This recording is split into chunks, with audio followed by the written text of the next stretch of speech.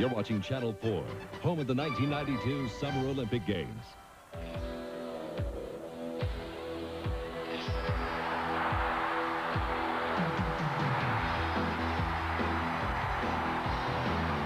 The Darian Hagan era at CU reads like a fairy tale. Undefeated in Big 8 play over 3 seasons. Now it's his Folsom Field finale. And once again, he's got his team in position for a run at the Orange Bowl. It's right where Bill McCartney wants to be. I want to play the best possible opponent. I want to beat Kansas and beat Iowa State and get in the Orange Bowl and play either Florida State or Miami. That's my hope. In their way today, the Kansas Jayhawks. No longer doormats in the Big 8. A win today could have KU knocking on the door of a bowl bid. It's Colorado and Kansas, the final home game for the 1991 Golden Buffaloes.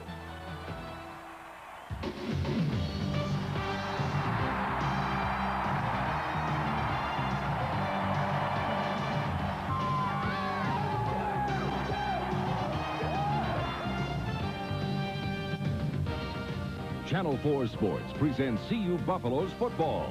Live from Folsom Field in Boulder, it's the University of Kansas Jayhawks versus the University of Colorado Buffaloes.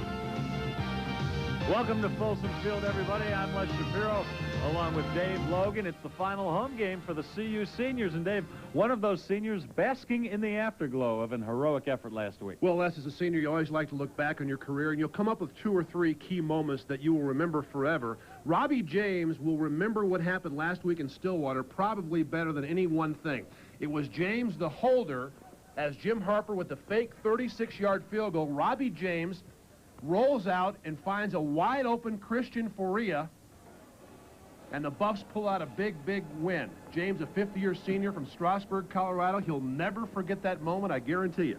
Buffs went into that game a heavy favorite over Oklahoma State. They come into today's game a heavy favorite over Kansas, but I think the Buffs learned from last week not to take anybody too lightly. Well, and they're playing a much better team. Kansas is by far a better team than Oklahoma State. There's a lot to play for both teams. Kansas, if they win one of their 2 remaining games, probably will go to the Freedom Bowl. And, of course, Colorado's still in the running for the Orange Bowl, if not the Cotton Bowl, if not the Blockbuster Bowl. So plenty of things left in this season for Colorado. Folks here at Folsom in Boulder will get their last look at a senior quarterback, Darian Hagan, probably the best quarterback in CU history. Without question, and you can probably take away the qualifier. I think Darian Hagan's the best quarterback to ever play for a CU football program. And Hagan, of course, has had all sorts of numbers. He's the Buffs' all-time total offensive leader, 5,764 yards. He's a guy that has made the option attack go. He's made countless big plays in his career. He ranks second, as you see, in Colorado's all-time passing yardage behind Steve Vogel, and he's but 1 touchdown pass away from the all-time CU record for most touchdown passes in a career.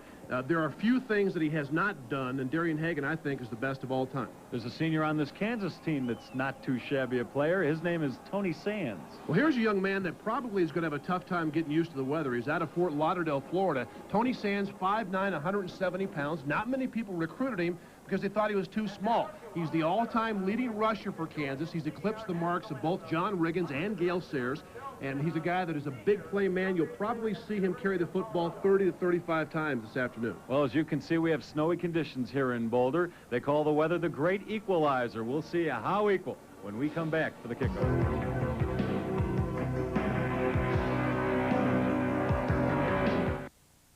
Over Mark while he's talking. And Ralphie takes the field for the final time this year at Folsom. This is an emotional time for the seniors here at CU who are being introduced on the field as we speak. 14 seniors, but before we talk about them, let's go down to the field and our Mark McIntosh, who's going to give us a weather update.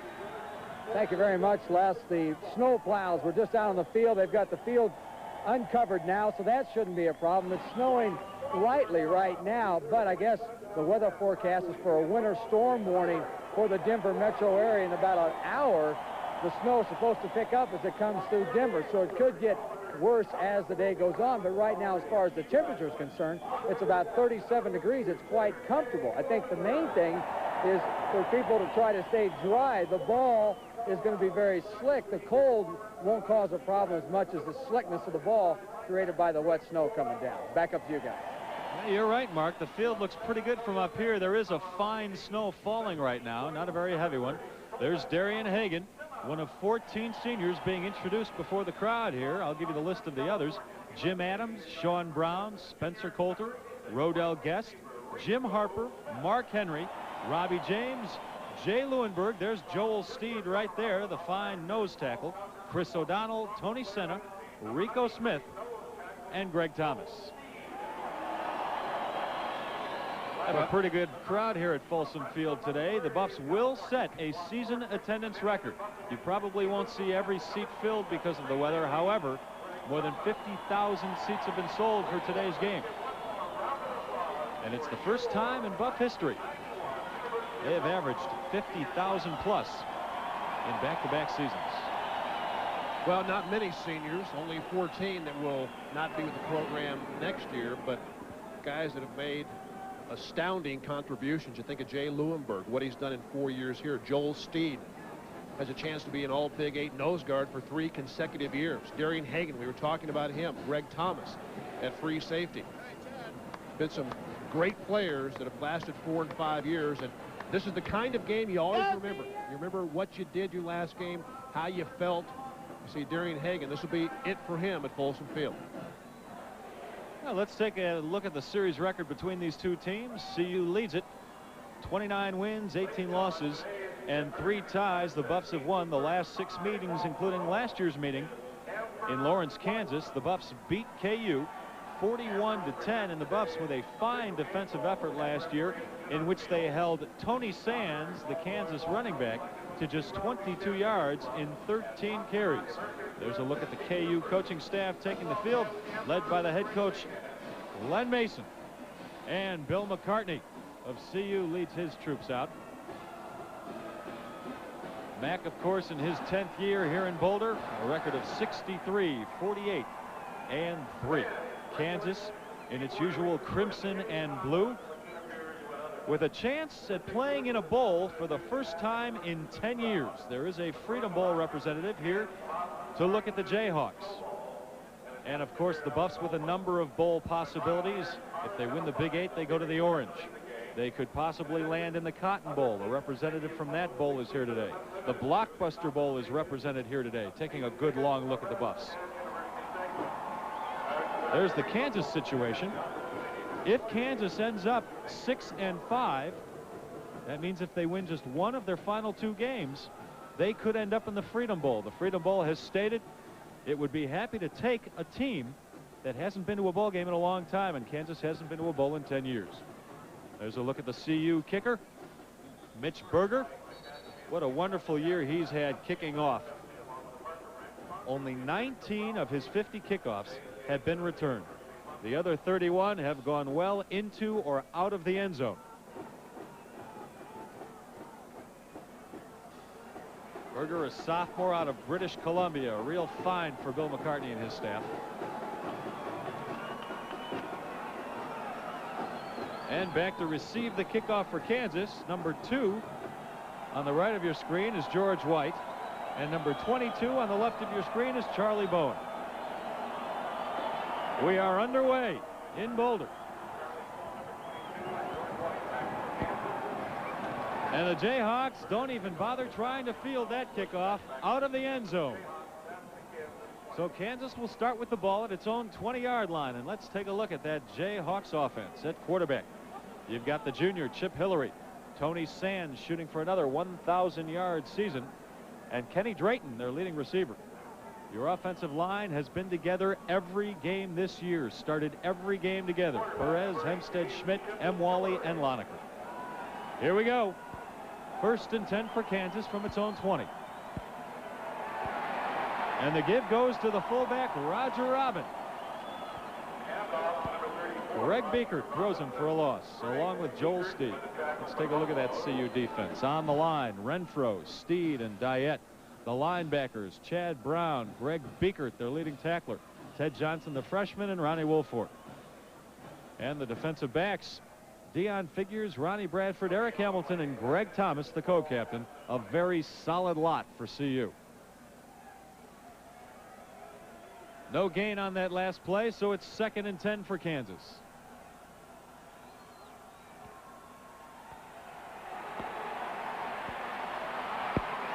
And Hillary picks up 5 yards before he slips and falls. Ted Johnson and Chad Brown there to tag him down. You'll see Chip Hillary move around quite a bit this afternoon, trying to avoid the pass rush that CU hopes to generate. Chip Hillary is a big guy, and yet he is fairly mobile for his size. He feels the outside pressure there from Ronnie Woolfolk, picks up about 6 yards. This will be a game that, unlike the Nebraska game, because there is moisture in the air, I would imagine both teams will try to keep the football and yet have a very difficult time. Turnovers could play a key role in today's game. 3rd and 6. This is Sands. Gets close to first down yardage. Let's see where that ball is marked. He was banged up by a couple of black jerseys. Pretty good, right around the 30. Greg Biekert and Leonard Renfro among those black jerseys. And he does get the first down. Tony Sands, the Kansas all-time rushing leader, which is pretty remarkable considering some of the people who have come out of that school, including Gale Sayers and John Riggins. And you also take a look at his career mark. He's averaging close to 5 yards per carry for his career. So he's not a guy that's been given many opportunities and thus has more yards. 1st and 10 from the 30 for Kansas. This is George White, gets a couple. Biekert once again is there along with Chad Brown. I think you'll see both teams, as you've seen Kansas so far, try to establish running the football between the tackles. Pretty tough to get outside, even though the turf has been cleared, because the footing is not that good. So you'll see both teams come off the football, want to get a good feel for the running game and run right between the tackles. 2nd and 8 for KU.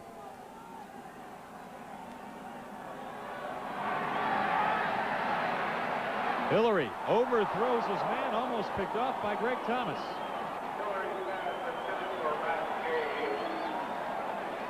Well, Greg Thomas has really picked it up in the last few weeks.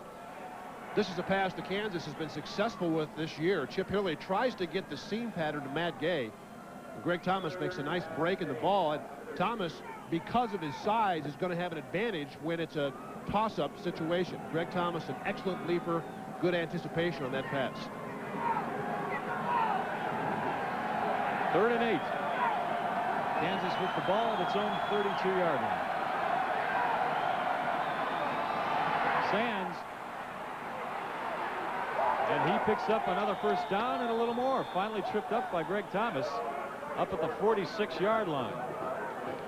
Well, we've talked about Tony Sands. At 5'9", he's able to hide behind some big backs. And this is just a simple draw play. Joel Steed will get off his block quickly, but because of the footing, unable to make that quick move. And Tony Sands, the low center of gravity allows him to keep his balance and picks up enough yards for the first down. You take a look at it, Sands with 3,288 yards. That's during the course of his career. He is in first place in that category at Kansas. First down for KU. That pass complete to Kenny Drayton, their leading receiver, and he's across midfield down to about the Buffs' 44-yard line. Ted Johnson and Deion Figures on the coverage. Kenny Drayton caught a touchdown pass last year in Lawrence against the Buffs. Just releases inside. Deion Figures wants to funnel that receiver inside. Did a pretty good job, but it's a particular play that's called against the perfect defense that time. Drayton with 28 catches, a decent average, and he is the guy Hillary likes to go to. He's a heck of an athlete. He also jumps the high jump for the KU track team, and his best is 6 feet 10 inches. That's what you call getting up there. It's an honorable mention, all Big 8 player.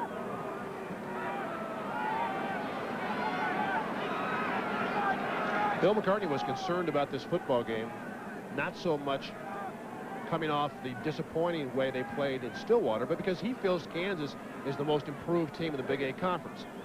It's a team that Glenn Mason has worked with the last few years, and they're a very similar team, at least in this situation, to Colorado back in '85. They got a chance to go to their first bowl game in 10 years. In '85, when CU went to the Freedom Bowl, that was their first in 8 years. Well, that last pass play just fell short of the first down. So it's 2nd and 1 for Kansas on the Buffs' 44. A light snow falling. This is Monty Cousins, another fullback. Boy, they're not afraid to use their kids back there. That's 4 running backs in the first 3.5 minutes of this game that have run the ball already. And I think you want to get everybody in the game that you're going to play in this game, because the longer somebody stands in the sideline and doesn't play, the harder it will be for him to come in the game in the second half, because he'll be frozen. It's a good point. There are a lot of ways to keep warm. Probably the best way is to keep playing. You bet. So Kansas picks up the first down. They're at the Buffs 41. Hillary on the keep. Inside the 30, down to the 28-yard line. Ronnie Bradford, the tackle. Boy, Chip Hillary, you talked before, Dave, is very mobile. I'll tell you how mobile. He has scored 11 touchdowns running the ball this year, the quarterback. Well, he does a good job running the option, and they do an excellent job blocking. You can see Woolfolk comes upfield to play the pitch, but they don't get the interior pursuit until Hillary picks up the first down. And Chip Hillary is a guy that can run. We mentioned 6'1", about 185 pounds. Got very quick feet for a man that size. He's a sports management major, and so far he's managing very well. He's got his Kansas team down to the Buffs' 28-yard line. Another first down. This is Sands. Wrestled like a rodeo cattle down at the 24 by Greg Biekert. Biekert and Hamilton making the tackle for Colorado.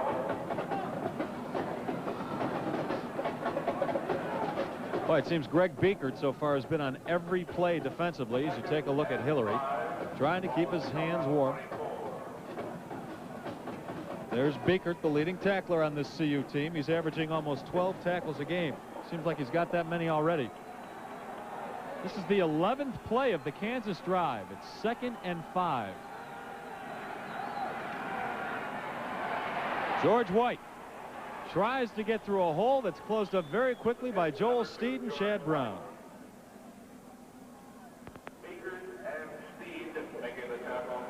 And give Greg Biekert credit for another tackle. And again, you see the speed less of this Colorado defense. I think most teams, if they're going to have any success at running the football, are better off running right at them, because they're a lot like the Miamis and the Florida States and the Oklahomas. They've got great lateral speed from sideline to sideline. You don't make much when you try to run against this team wide. 3rd and 3. This is Sands. Tripped up quickly. Maybe got 1 yard on the play. Once again, Steed and Biekert there to stop him. Well, we talked about the inability to run wide against this team, and watch the penetration, which will knock Sands off the course. He had a tough time handling the football. Woolfolk gets off a block. Biekert is there. But the Kansas Jayhawks truly have a weapon in Dan Eicloff. And he will be out here to attempt a 39-yard field goal. Eicloff, a 76%er on field goal attempts this year. Boy, what distance, and right down the middle. So Kansas takes the opening drive and gets 3 points out of it, a 13-play drive. We're going to take a break. There's the score. CU down 3-0. There's your score with 9:02 to go in the first quarter. Kansas with a quick 3-0 lead. And the fans dressed appropriately for the weather today. It's about 35 degrees, snow on the ground, and a lot more snow to come, we hear. The weather forecast says it'll get a bit heavier coming through Denver in about a half hour to an hour from now. Eicloff kicking off. Charles Johnson and Chris Hudson back to field it. This is Hudson from his own 7-yard line and has room, but slips on his own at about the 28-yard line. Big hole there for Chris Hudson. If he'd have kept his feet, he could have gotten a few more yards out of that. All right, let's set up the CU offense for you. Of course, at quarterback, Hagan, the senior. James Hill is the fullback. Westbrook still filling in for Mark Henry, who is just coming off a knee injury at wingback. Lamont Warren with a bad shoulder will play today. Smith and Brown are the receivers. And the offensive line, a young bunch, but getting more and more experience as the season goes on. So the Buffs from their own 28. It's 1st and 10. And Hagan grabbed quickly. Gilbert Brown made the initial grab, and Kyle Moore got the tackle. Here's your Kansas defense, off to a good start. The front line, Kyle Moore, Gilbert Brown, Dana Stubblefield, and Brian Christian. The linebackers, a couple of freshmen, Don Davis and Steve Harvey, are in there. And your defensive backs, Vaughn, Hill, Friday, and Terry. A loss of 5 yards on that sack, so it'll be 2nd and 15. James Hill gets the call, stays on his feet. Across the 30, they'll probably give it to him at the 32. Hassan Bailey, the tackle. But in conditions like this, the speed factor from time to time can really be negated. So the importance in the kicking game and who does the job up front. With runs just like this, James Hill breaks 1 tackle, 2 tackles, and struggles into the secondary. You won't see a lot of, unless people slip and fall down, of breakaway runs. This is going to be a slug it out, hit you in the mouth, gain 4 or 5 yards kind of game. CU lines up 3 receivers wide, including tight end Sean Brown.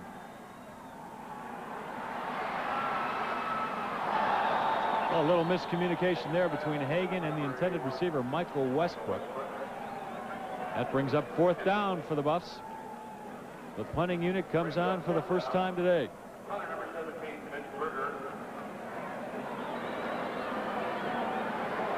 And as usual, Mitch Berger will do the punting. He's averaging almost 40 yards a kick. And back to receive it for KU will be Charlie Bowen. He averages about 6 yards per return. Berger gets off a pretty good one. Bowen circled under it. Gets it across his own 25 up to the 28.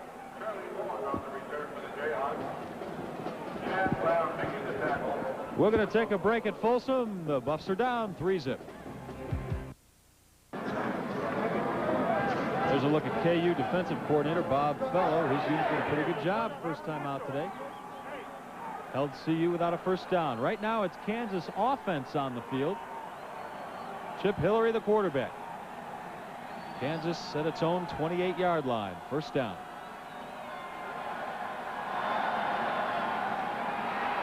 Tony Sands runs right into the pile. Gets nothing. Which isn't surprising because Kansas is right now going against one of the best defenses in the country. Giving up just 12.4 points a game. That's 7th best in the nation. And it's a young defense. Most of these folks are going to be back next year with the exception of Joel Steed and Greg Thomas. You'd expect them to get better. 2nd and 9. Hillary on the option. George White takes the pitch up to about the 38-yard line. He'll be close to the first down. Eric Hamilton ran him out. Well, Kansas really is not an option team, and yet they've put this in their system the last couple of years to take advantage of a good running quarterback. Hillary again bounces it back far enough that the distance between he and White, he's able to make that pitch. White with a good catch a little behind him. If you've got a quarterback that reads the option and stretches the defense, you're going to be able to gain some yards if you block well up front. George White out of Allen, Texas. He's a very good handball player.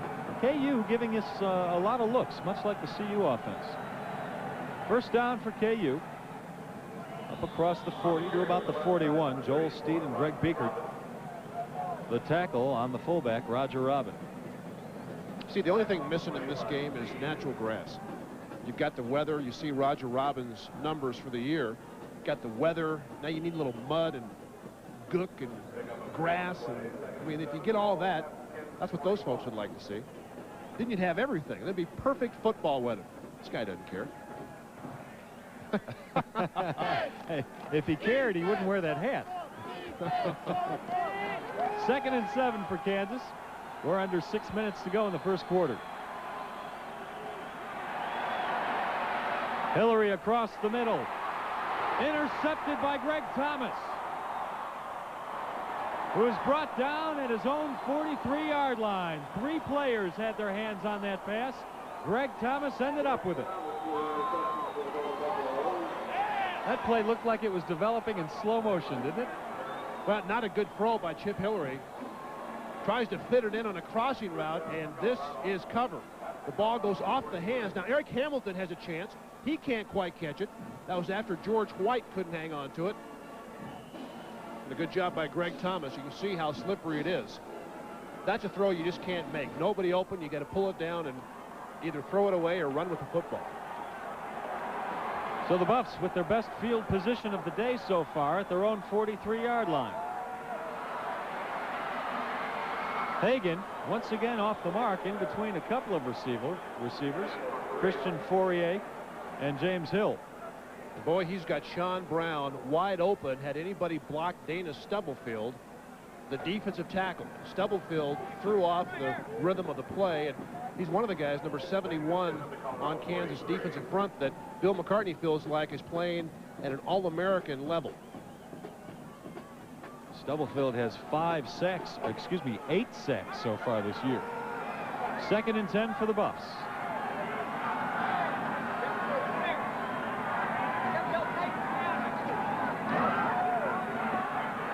The pitch goes to Lamont Warren.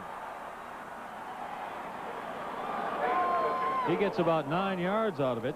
Tim Hill ran him out of bounds. It's amazing to me that Lamont Warren is even playing today after a dislocated shoulder last week. Let's go down to the field for more on Warren from Mark McIntosh.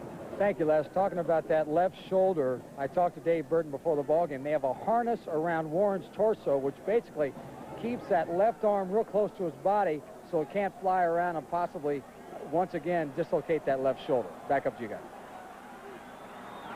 3rd and 2 for the Buffs. They're in Kansas territory at the 48, and quickly Darian Hagan pitches the ball, and James Hill is brought down.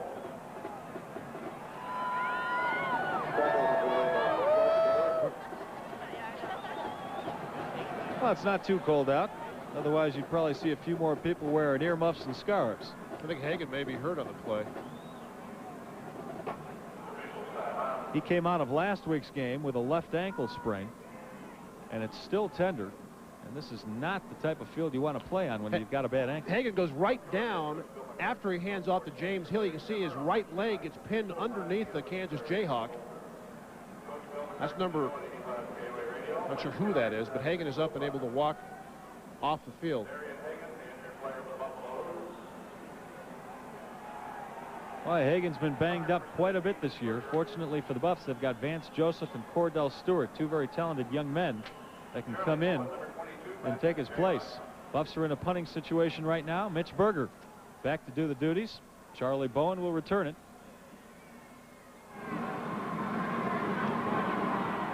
Not a very good kick from Berger this time. The ball will bounce, and the Buffs will down it at the Kansas 17-yard line.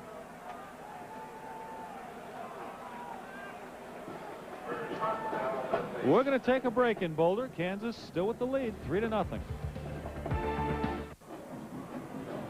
Folsom Field, the game's sold out. Not a lot of people here because of the weather, and they're watching Kansas take a lead over CU early, 3-0.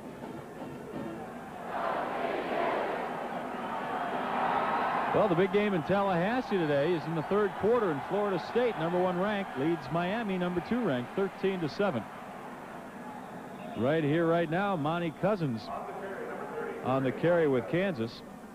Brian Diet and Joel Steed, the tackle.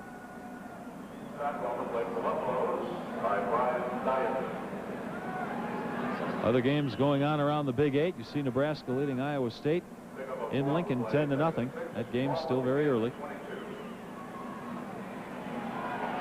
Also today, Oklahoma State is at Oklahoma, and Missouri is at Kansas State. Don't worry about that shit. That's Mike Berry. I know I gotta cut that fat ass off. Get his ass cut off. I think Mike wants somebody to get cut off. Tony Sands with the carry for KU up across the 25. I think it'll be a while before Mike Berry sees the air again. That's how coaches talk. They get excited on the sideline. Tony Sands, just see, needs 58 yards rushing. You take a look at, we can't see the offensive line, but really that's the reason this year that Tony Sands has been so proficient. Good job blocking up front.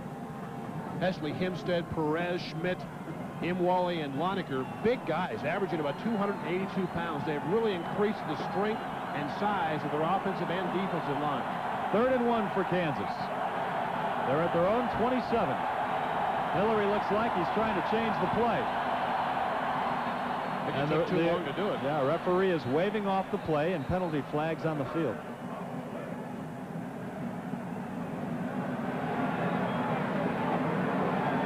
Boy, that's costly on 3rd and 1. Dead ball foul. Delay on the offense. Right, it looked like he tried to change when he realized Colorado was in a goal line defense. You see Darian Hagan getting that right ankle strapped up again. Let's go down the sideline, and Mark McIntosh has more. Mark? Well, as you said, Dave, he's getting a retaped. It doesn't look like it's anything serious. He was talking to Dave Burton, and the guy fell on top of him when he made the tackle, and Darian's ankle got stuck in there. It doesn't appear to be anything serious, and I imagine he'll be back in possibly next time the Buffs get the ball. Back up to you. 3rd and 6 for the Jayhawks from their own 22. Very costly 5-yard penalty.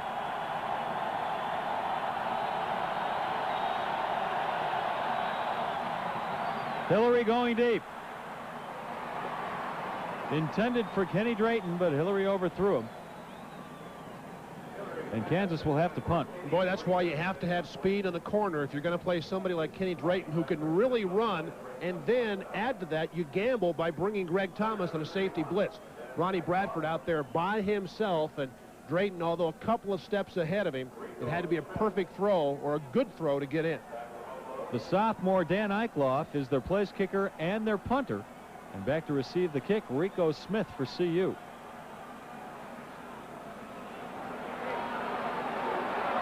Smith with a chance to return across midfield and down to the Kansas 48-yard line. We do have a penalty flag down. A 36-yard punt by Eichloff.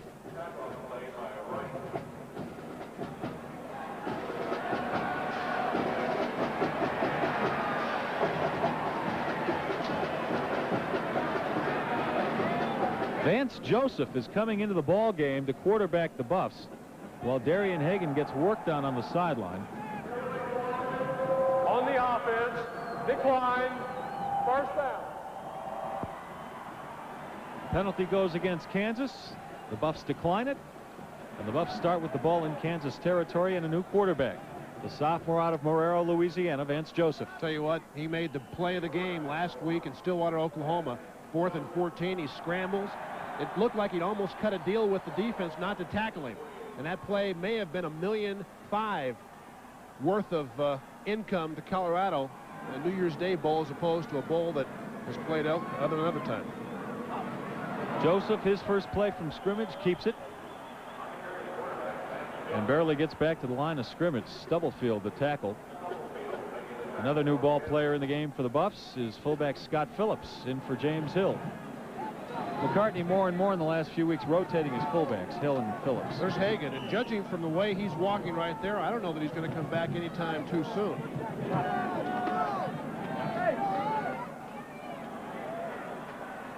Joseph lost a yard on that last play, so it's 2nd and 11.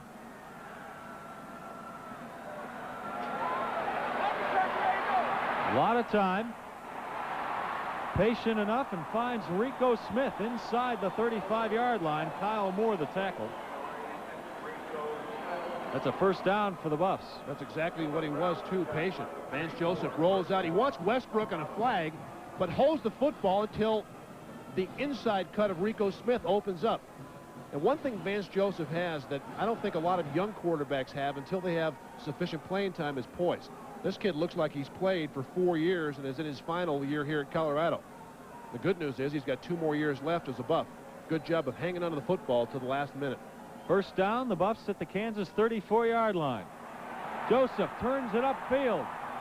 Cuts back down to the 20. A pickup of 14 yards. Guy Howard finally brought him down.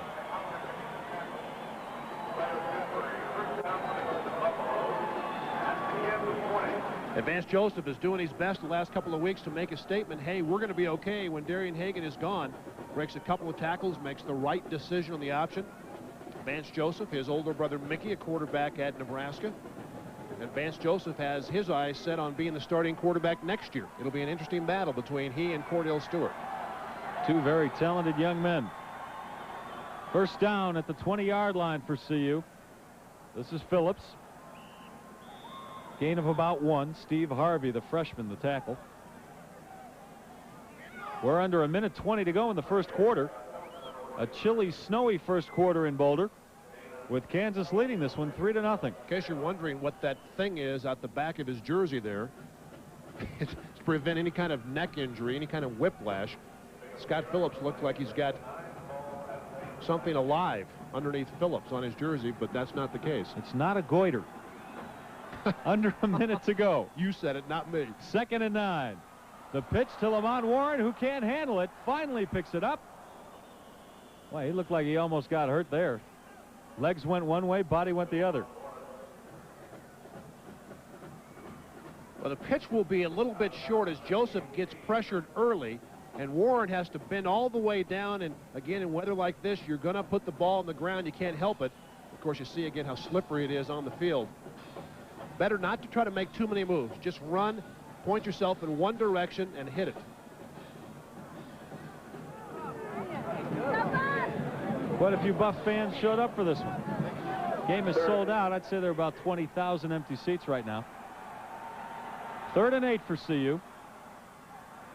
Joseph almost dragged down from behind, gets the pitch off to Warren, who doesn't quite get back to the line of scrimmage. Tim Hill finally made the tackle. It's a 4th down situation for CU. They're down 3-0. Today's game is brought to you by Samsonite, by Grease Monkey, by State Farm Insurance, and by First Federal Bank, all proud companies for Colorado, and by Taco Bell.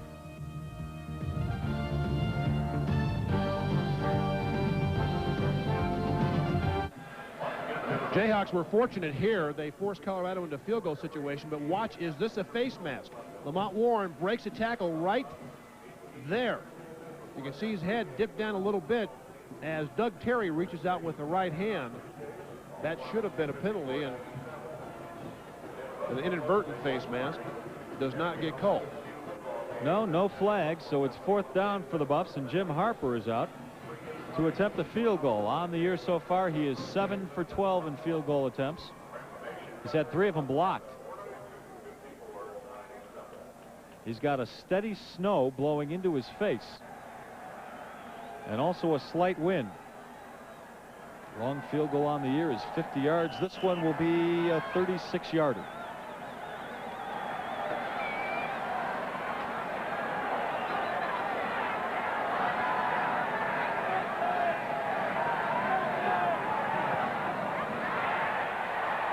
And it's true. And the Buffs and Jim Harper tie up this ball game 3-3. Well, I tell you, as a golfer, if you could draw the ball that way, you could make yourself a little money on the tour. That thing had a major league hook on it. I just cannot understand why they make it so difficult for a college field goal kicker and the angle they put him in. Take a look at this. This is what you call drawing the ball right to left at about 5 yards inside. You see Bill McCartney reacting to Jim Harper. That's got to be a confidence builder for Jim Harper. Even though they win the game last week on a fake field goal attempt, you can see Kansas and Colorado tied at 3. Harper needs to get some confidence in kicking.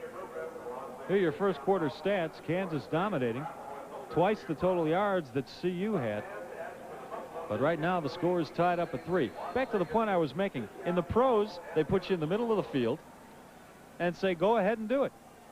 In college, they give you that tough angle, and I just don't understand it. It should be easier on the college kids and harder for the pros. Well, but I tell you what, I don't think anybody would disagree with the notion that college football has a level of excitement that the pros cannot reach each and every Sunday. And I think by making it a tougher kick, you force some coaches to, as Bill McCartney did last week, to be more creative, to be more aggressive. And now the kick, even an extra point, is not a sure thing. Well, back to receive the kickoff will be George White and Charlie Bowen for KU. And Mitch Berger will do the kicking.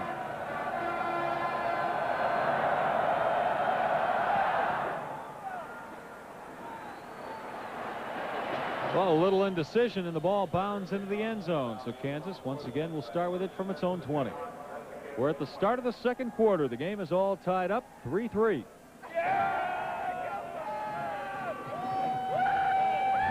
Well, this is one way to stay warm. Stay up on your feet and yell a lot.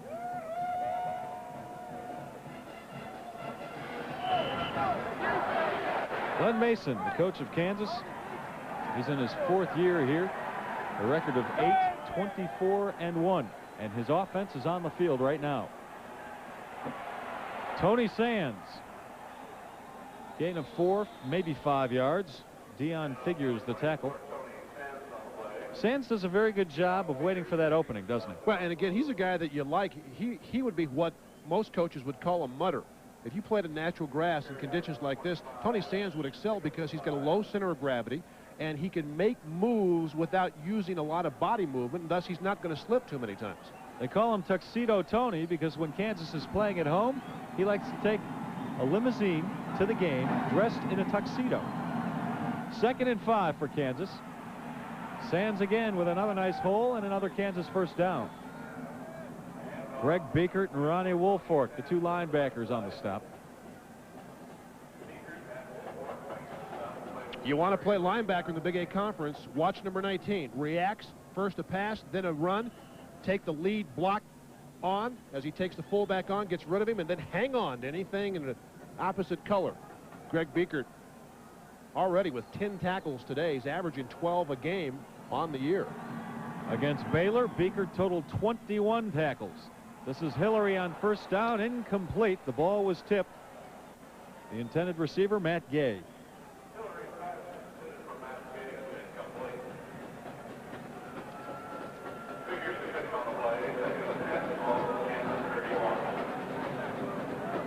Chip Hillary, a junior out of Westerville, Ohio.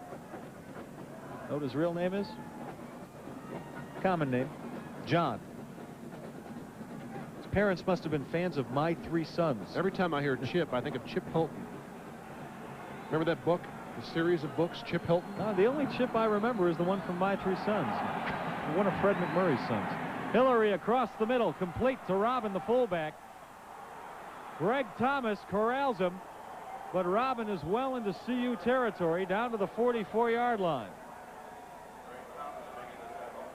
Well, we talked about Hillary and the athlete he is. First, he drops the ball, has the presence to pick it up, and then he finds Robbins on just a crossing route. And also, we've discussed the missed tackles. In weather like this, it's tougher to tackle. The advantage goes to the offensive player. You can see Greg Thomas has to rodeo Robbins down, and Kansas with a big first down. Excuse me, that was Monty Cousins. Yeah, my mistake on that play. That was Monty Cousins, the fullback, the backup fullback. First down for Kansas.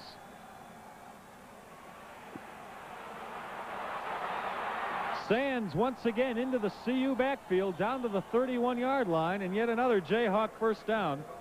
Greg Thomas and Dion Figures the tackle, and when your defensive backs are making most of the tackles, you're in trouble. Well, this is a 14-yard gain, but watch the movement of Tony Sands. Watch his body. I mean, he doesn't do a lot. He's picking those legs up, and he's running a straight line at a diagonal toward the sideline, runs over Dion Figures. Tony Sands is off to a terrific start here in Boulder. Kansas right now handling Colorado up front. The offensive line is taking control of the game. Sands very close to 1,000 yards on the season. First down, Sands again, another big hole. Down to the 20. Greg Thomas, the tackle once again, and the DBs have got to be saying, boys, what's going on up front there? He just reached 1,000 yards for his second 1,000-yard season. At Kansas, you see back in '89, he had over 1,100. He's quite a player. But he didn't play in snow one time at Fort Lauderdale. He also wrestled in high school and didn't lose a match his last 2 seasons. So you know, got great leverage. Cousins tries it up the middle, gets nowhere. Leonard Renfro made sure of that. Renfro didn't play last week. He sat out with a hamstring injury. Coming back strong this week.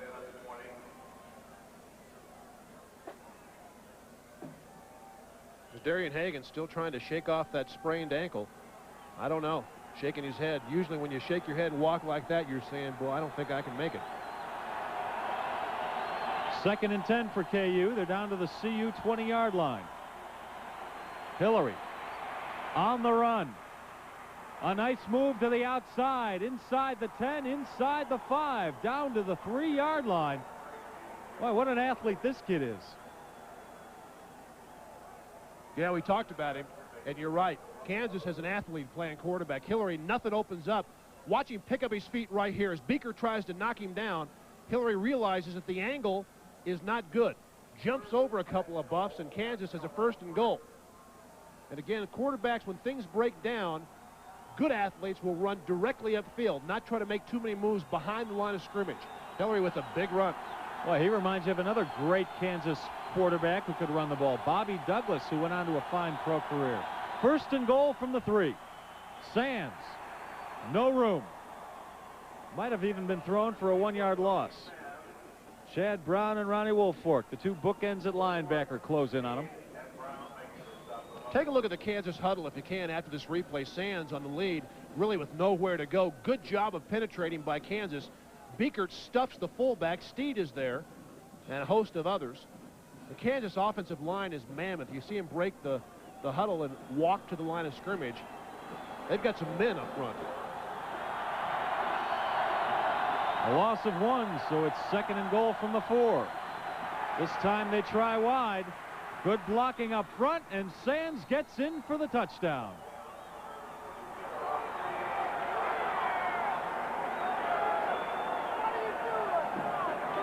Just a case of a senior running back exercising patience. Watch him think about cutting it up. Stretches, stretches, stretches right here. Nope. Stretches there. Nope. Keep running toward the flag, then make the move. Broke the tackle of Figures, and Kansas with the 1st touchdown of the afternoon. The extra point attempt will be Dan Eichloff doing the kicking. He is 22 of 24 on the year. And that one is good. Make it 23 of 25. So Kansas, with 11:04 to go in the 1st half, takes a 10-3 lead over CU. We'll be right back. I think in ideal conditions, you'd see penetration by black jerseys when you have the power toss. But Sands catches it. Tough to get any kind of footing defensively, and thus power takes over and neutralizes speed. Sands, great patience, stretches out the defense, and the Jayhawks have a lead. 10 plays, 80 yards. Took them almost 4 minutes. Sands with the touchdown run. Kansas is up 10-3. This is a part of the game Bill McCartney is worried about for his CU Buffs, the kickoff return game. Eric Mitchell fields it in the end zone and will not return it. McCartney's worried about it because it's ranked 100th in the nation. The Buffs are averaging just 16 yards a kickoff return. Let's go down to the field and Mark McIntosh. Mark? Thank you, Les. You might be able to see a staff member of the CU grounds crew trying to wipe the snow off the sideline markers. This is to help the officials. We had talked about earlier the intensity of the storm has picked up. The snow is starting to accumulate on the field. And they're trying to help the officials out and help them see what is a very faint sideline marker. Back up to you guys. We've got a thin white sheet of snow laying on the field right now. Kansas far out rushing the Buffs. Vance Joseph still at quarterback for CU. Darian Hagan on the sideline. He was hurt early. Joseph fumbles. The ball fell on by a CU Buff. The tight end Sean Brown quick enough to make that recovery. You're going to see the ball on the ground some today, especially in option football. Watch the block, if you can see it, from the right side of the screen by Rico Smith. Vance Joseph will come down the line, option the fullback, and then cut it up. Rico Smith from the right side will come in. Look at this block. Right. Now you can't see it. Joseph just let the ball go before he is even tackled. That was Gerald McBurrows on the hit, but Colorado very fortunate. Buffs got 17 yards out of that play. Flags down. I think they just gave up 5 of those 17.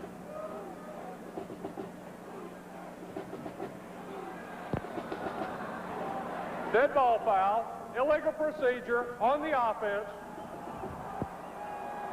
Take a look at it. See if we can see from the right side, number 86, Rico Smith. There's a good block by Westbrook.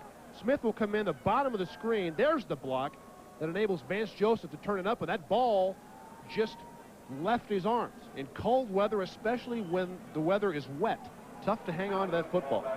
The Nebraska game was cold, but it wasn't wet. So easier, I think, to hang on. Neither team had a turnover. 1st and 15. We've got less than 10.5 minutes to go in this first half.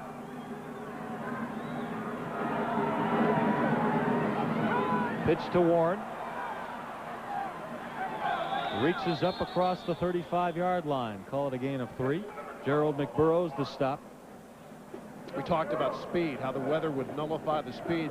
Lamont Warren outside with Gerald McBurrows. If he makes McBurrows miss, he's going to pick up about 20 extra yards, but because of the conditions, just unable to make those kinds of moves. You see Florida State with a 16-7 lead over Miami. That's in the 4th quarter at Tallahassee. And CSU trying to end their season on a positive note. In Fort Collins, they lead the Lobos 14-0. Colorado State went into that game with a 3-7 record. This is the season finale for the Rams. Right now for the Buffs, it's 2nd and 12 from their own 36. Joseph complete to Sean Brown. He's up to the 43-yard line, well short of the first down, however, about 4 yards short of the first down. Doug Terry, the tackle. Vance Joseph changed this play at the line of scrimmage because he saw the free safety, actually the strong safety, on the line of scrimmage. Sean Brown with the catch picks up a couple of additional yards. Brown has had a terrific year. Got great hands, 21 catches, averaging over 13 yards per catch and 3 touchdowns. He and Michael Westbrook came into this game, the leading receivers, with 21 apiece. 3rd and 5.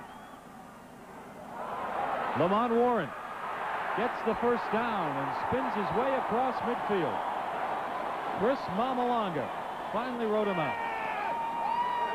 And boy, this is a nifty bit of running here. A great job by Vance Joseph. Watch how quickly he has to make the read and get rid of the football. Boom.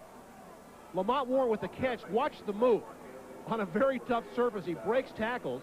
Lamont Warren pulling out of the arms of Brian Christian, the defensive end, and picks up the first down. Not many freshmen, true freshmen, come out of high school and play in their first year and are as strong as Lamont Warren. You talk about his speed and how he catches the ball, but this youngster has great strength, too, for being 18 years old. And a lot of guts. He got hurt last week against Oklahoma State and didn't return in the 3rd quarter. The injured Kansas player is Wes Swinford, a linebacker out of Morrison, Oklahoma. He looks like he's done for the day. This is a rough field to play on today. Dave, who has the advantage on a field like this, the offense or the defense? It's tough to say. I think the offense probably does because they know where they're going. The defense has to react, but also tough for the offense to hang on to the football. This is one you just have to line up and go after them, and you can't get too fancy on a field like this. First down from the Buffs at the Kansas 48-yard line. Lamont Warren looking to throw on the halfback option, going deep. Charles Johnson, touchdown, CU.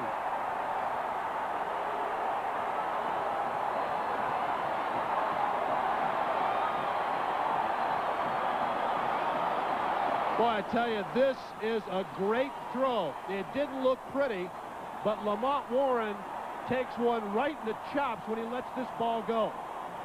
Looks like a pass, waits, lets it go, gets decked. This thing fluttered a bit, but Charles Johnson never stopped running. And 48 yards later, Colorado has a chance to tie the game. Harper is in for the extra point attempt. The holder is Robbie James. And this ball game is all tied up. The halfback option. Lamont Warren throws the ball 48 yards to Charles Johnson. 10-10. And we'll be right back.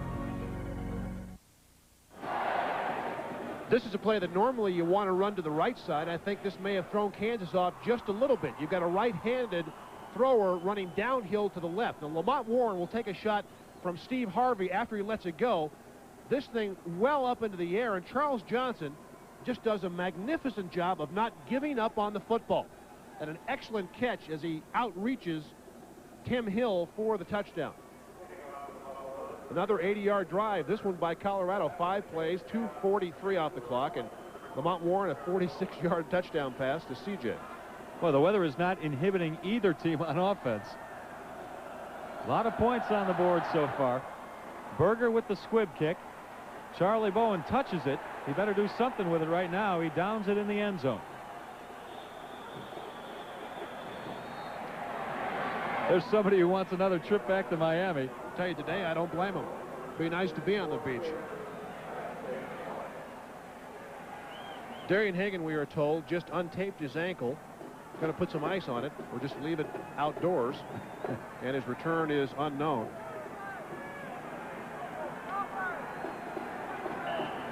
Well, if you're wondering why Lamont Warren was so effective throwing that ball for Bill McCartney's Buffs, it's because he was a quarterback as a senior in high school.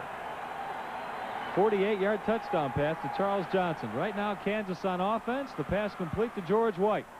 And he's up to the 30-yard line. That's first down yardage. Glenn Mason, what a job he's done building back this program. Got off to a 17-0 lead last week in Lawrence against the Nebraska Cornhuskers. Had a 67-yard run called back. They were seemingly in control of the game before they just didn't do a good job defensively, didn't play the pitch well, and the Nebraska speed on offense really took over. Kansas ended up losing that game to Nebraska, 59-23. Under 8 minutes to go, first half. Hillary looking for Drayton on the sideline, broken up by Deion Figures. And Kenny Drayton trying to run that out cut, had to tiptoe about 7 yards just to slow down. Going to be tough to run this cut. You see Deion Figures makes a nice break on the football. Figures is a guy that next year, his senior campaign, I think will be one of the top cornerbacks in the country. Has good size, very good speed, and he's been a standout player for 4 years. Deion made some preseason All-American lists this year. Very solid group of defensive backs for CU. 2nd and 10 for Kansas from their own 30-yard line. 3 wide receivers in the game. Hillary wants it long. Broken up on the other side this time by Ronnie Bradford.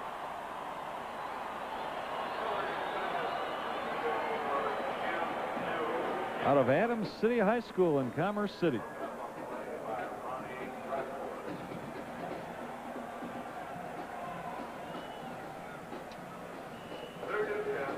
Hillary takes pressure from Chad Brown. Throw this up, and it's actually right on target. Jim New and Ronnie Bradford both go for the football. We've had some fairly good throwing for the conditions here in the first half. 3rd and 10 for Kansas.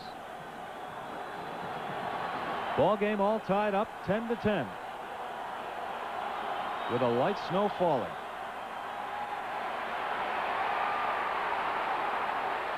Good escape job by Hillary, and Chris Hudson puts a bang on him. Hillary ends up a few rows up in the stands. I mean, a bang, a thud, a pop, a boom, whatever you want to say. Hillary saying nice tackle. That's all you can say after this one. Chip looks like he's going to get the first down. Hudson out of nowhere cracks him and sends him flying, sliding, I should say, out of bounds. Chris Hudson, the redshirt freshman, another guy that's going to be around for 3 years. Punt returner and just an all-around complete player. And leads this team in interceptions with 4. Back to punt for KU is Dan Eichloff, the preseason All-American candidate. And Rico Smith will receive it for the Buffs.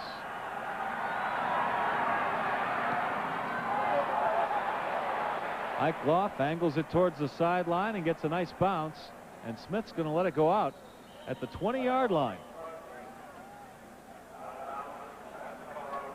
So it's a 44-yard punt for that young man.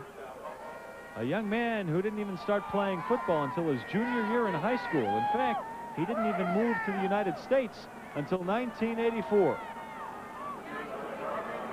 This telecast is a copyrighted presentation of KCNC and the National Broadcasting Company. It's intended solely for the private use of our audience. Any rebroadcast or retransmission of this telecast without the express written consent of KCNC is prohibited. Vance Joseph, as we told you, in the ball game at quarterback for CU. Darian Hagan came out with an ankle injury. in the first quarter. Right now we're in the second quarter, 7.5 minutes to go. The Buffs with the ball at their own 20. Joseph is dragged down from behind by the linebacker Hassan Bailey.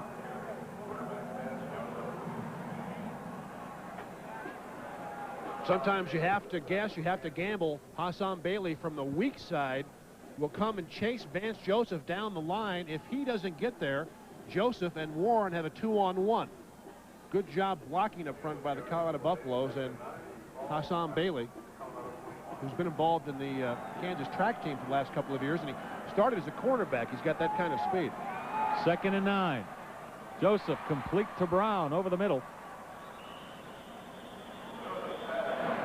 Sean Brown picks up about 4 yards on that play. It'll bring up 3rd and 5.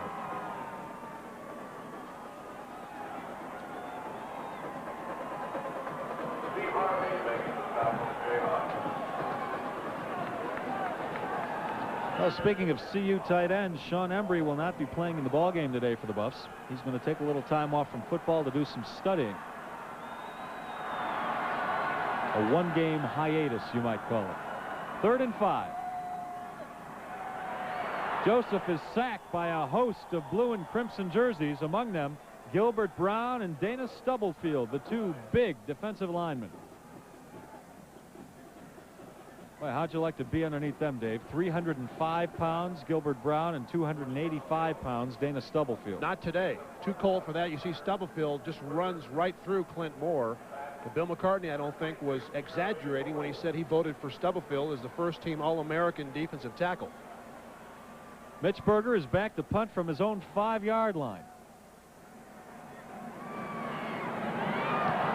Just barely gets it away. Charlie Bowen once again lets it fall.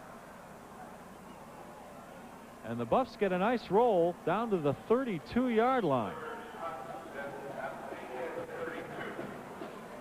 That's a 50-yard punt for Mitch Berger without a return. We're going to take a break at Folsom. We're all tied up.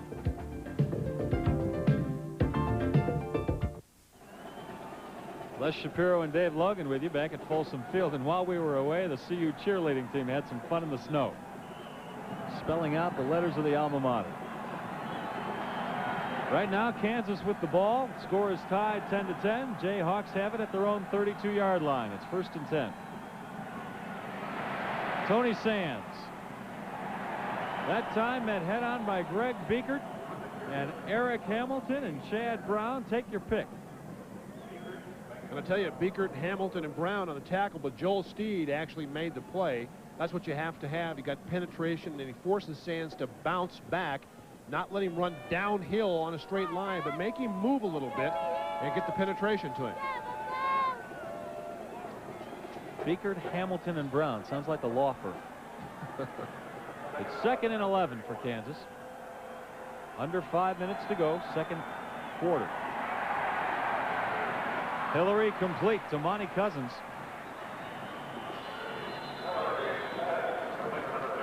He picked up about 5 yards. Ronnie Woolfolk the tackle. It'll bring up 3rd down.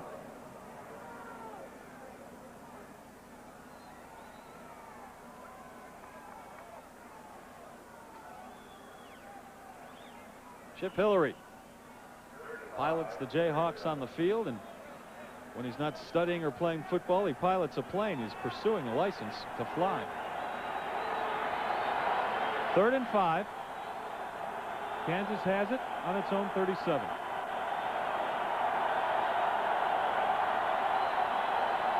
Four receivers in the game for Kansas right now.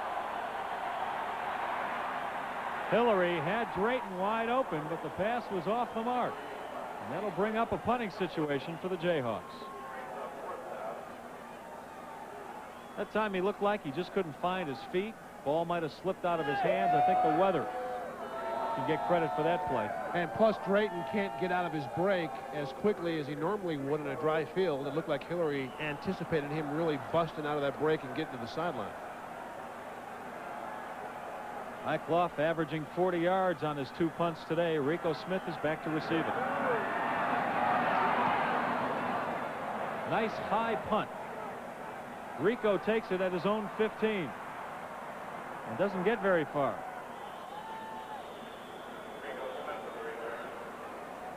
A punt of 46 yards, 0 on the return. Be with us tomorrow as the Broncos play probably the most crucial game of the season. They travel to Kansas City and take on the Chiefs to see who will be in first place in the AFC West. NBC and Channel 4 Sports will be there to bring you all the action. Kickoff is at 11 in the morning. It all starts tomorrow morning with Broncos Beat Sunday at 10 a.m., followed by NFL Live at 10:30. All of it right here on Channel 4, the home of the Broncos. Well, I wonder if we'll be able to fly out tonight for that trip to Kansas City. I don't know, but I certainly hope so. Either that or it's fill up the tank. We're going to need a lot of gas. There was a penalty marker in the play. I think Colorado was offsides. Kansas probably will decline. Yeah, not looking forward to that drive either. Can you drive in snow? Yeah, not very well, but I can drive in snow. All right. Offside. Left hand. Got to decide who was where when I called this penalty. Well, we know half of it at least. Now all we need to know is who it's against. I think you're right, though. I think it was against Kansas. I thought initially he said Colorado. Evidently it is against Kansas.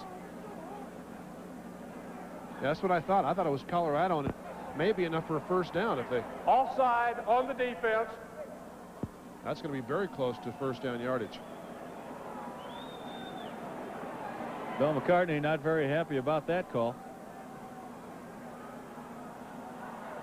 Take a look at it. Tough to see from that angle who was offsides. The penalty was thrown as the ball, or the flag was thrown as the ball was snapped. Offside on the defense. First down. It is on CU. And it is a first down for Kansas. So the Jayhawks retain the ball. Sometimes when you try to take as much as the ball as you can, lining up in the stance, your helmet will be in the neutral zone, and I'm sure that's what was called. First and 10 from their own 43. Tony Sands up to midfield. On the carry, number 24, Tony Sands. Another flag on the field right now. Billy Martin on flag. Also a Kansas Jayhawk on the field. Well, you know, with that white jersey, he's hard to see. He's almost camouflaged. I think it's Hesley Hempstead, the left guard, offensive lineman for Kansas, who's down. He's a freshman out of Upland, California. Holding on the offense from the spot of the foul. First down.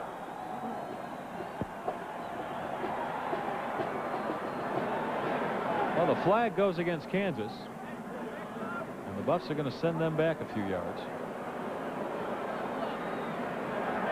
Hesley Hempstead is okay, comes off the field running under his own power. Scott M. White, the injured player for Kansas. Correction, Hempstead, the injured player. So far on the day, Chip Hillary has completed 4 of 11 passes. Right now, he's staring at 1st and 17 from his own 37.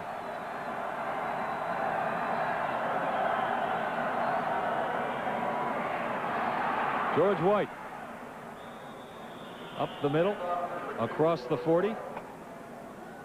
John Knutson and Greg Biekert the tackles. I'll tell you, folks, it's getting harder and harder to see the down markers right now. So if we hesitate before we tell you where the ball is placed, that's because we can't see it very well. To heck with the down markers, I'm having trouble seeing the ball. This is when you want to run that single wing turnaround pitch and stick in the guy's belly and everybody runs behind him like they used to in the old days. 2nd and 10. Tony Sands up the middle. Almost to the 50-yard line. John Knutson the tackle. Yeah, it's starting to come down a little heavier. And again, they told us this would happen today. Boy, a kid like Tony Sands from Fort Lauderdale probably never saw snow in his life until he went to college. That is the 40-yard line. I know you can't see it too well, but that's what it is. Right now, Kansas has the ball on its own 48. And Sands picks up the first down and more. Eric Hamilton tripped him up. George White on the carry. Excuse me. Well, Greg Biekert comes through on that play and takes on the fullback, but he doesn't get much help. And George White will read the block there on Biekert, cut inside, and Hamilton just gets an arm on him. Otherwise, he's off to the races. Kansas is down to the Buffs' 43-yard line. We're under 2 minutes to go in a tie game.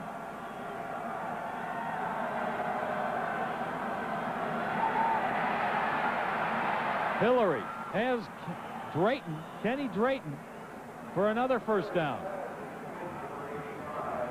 To the Buffs' 30-yard line. That's Drayton's second reception on the day. Well, Kenny Drayton realizes the field conditions. Watch him gain control, pitter-patter his feet, and then just settle down. Present a target for Chip Hillary, and that throw is right on the money. Got to run under control on a field like this. Can't be running full speed, long strides. You'll be on your keister more than you're standing up. That's why a pattern like he just ran, where he faked going long and stopped on a dime, worked. He lost the defensive back. This is Roger Robin, the fullback, for another first down. Greg Thomas, the tackle. Boy, they're picking up 10, 12 yards every play on this drive. Well, this team went on the road early in the season and went to Virginia and really played the Cavaliers off their feet before losing, but statistically dominated the game, and that's what you look at. Robbins on a nice block up front by Hensley Hempstead, cuts back and gets into the secondary before anybody knows it. First down. This is Robin again. Down to the 5. Another 13 yards on that play before Thomas and Hamilton make the stop. Well, the one thing you're seeing, the big backs are carrying the brunt of the work for the Jayhawks. Monty Cousins, 225 pounds. Robin, about 220. They're breaking arm tackles and really doing a good job on this drive. Some scores from around the country. The heavyweight matchup, Florida State beating Miami in the fourth quarter, 16-10. And Colorado State in its season finale, up in Fort Collins, beating New Mexico 14-13. You might notice there, the only yard line that's being shoveled off consistently is the goal line. And right now, Kansas is just a few yards away, 5 yards away from putting up another score. 1:08 to go in the first half. We're tied up at 10. And you have to give Kansas a lot of credit with the way they played here in the first half. This is a team that understands that there is a bull on the line. Chip Hillary has had a terrific first half. He's completed enough throws and made enough runs that he has not allowed Colorado defensively just to stack up in there and play the run. Then when you spread out, you hit him with those big backs and Tony Sands, and Kansas has had great yardage in the first half.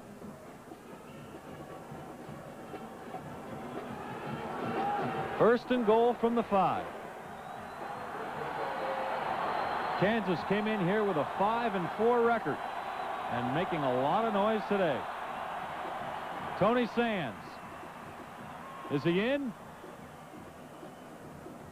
Well, probably a few inches short here.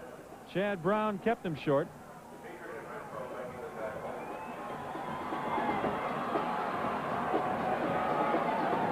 Ball is placed at about the 1-yard line. Sands will get behind Roger Robin. You see Chad Brown get off the block and is right there. Biekert fought through a block as well, but they are close. Hillary tries it himself, but can't find the footing. Stood up quickly. Ted Johnson in on the tackle. Kansas is calling a timeout. It's first timeout of the half, with 31 seconds to go.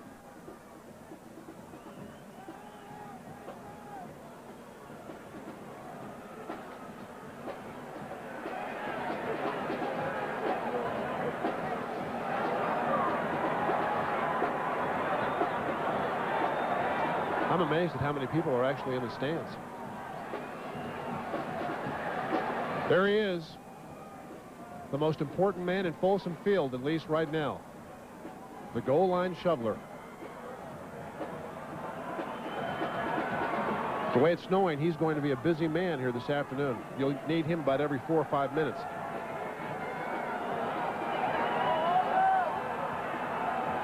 Kansas with 184 yards rushing. We're in the first half.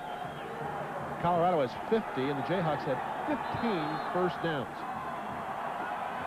You know, normally, CU gives up a whole ball game, just 138 yards rushing. Kansas has already exceeded that by almost 50 yards. Well, Kansas, on an average game, rushes for 217 yards. So we've seen the Jayhawks here this afternoon really come out and take it to Colorado. CU just took its first time out of the half. Situation is Kansas sitting at the 1-yard line. It's 2nd and goal from the 1. Sunday nights are your sports nights on Channel 4. Immediately following the News 4 Late Edition at 10:35, it's the Bill McCartney Show with our very own Dave Logan. They'll bring you all the highlights and analysis of today's game, along with a complete look at Colorado's bowl future. Then it's Sports Extra with Gary Miller. Join Gary and his guest, Rocky Mountain News college football writer Randy Holtz. They'll talk about a number of things, including the CU Bowl picture and the Heisman Trophy. They'll give you all the lowdown on that and a lot of other things, and it all starts at 10:35 this Sunday night following the News 4 Late Edition.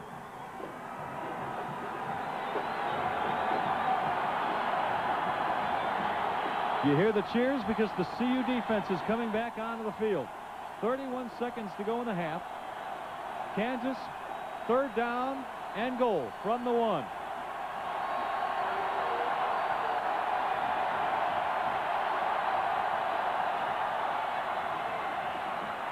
Play is stopped. Hillary kept the ball. Tell you what, if he wanted to bootleg that, he had the whole right side open. But a penalty flag stops the play. I think Kansas may have jumped right before the ball was snapped. Colorado, I know, did, but I thought a Jayhawk might have moved first. Dead ball foul. False start on the offense. Watch the left guard, number 66. Does he flinch? Yes, he does. You can see Brian Dyatt moves, but you can move as a defensive lineman.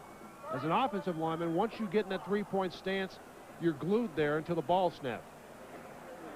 Pretty good break for the Buffs because the ball is moved back.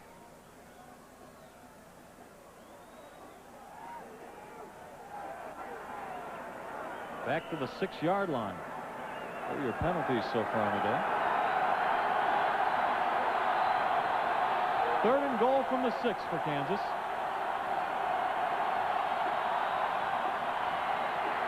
Good pass rush. Ronnie Woolfolk in. Greg Thomas helped out. And Kansas will have to settle for a field goal attempt here. At one time at the 1-yard line.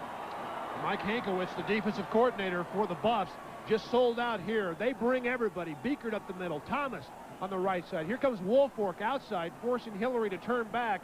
With the footing and the conditions, not enough time to really maneuver in the pocket. An excellent call by the CU defense.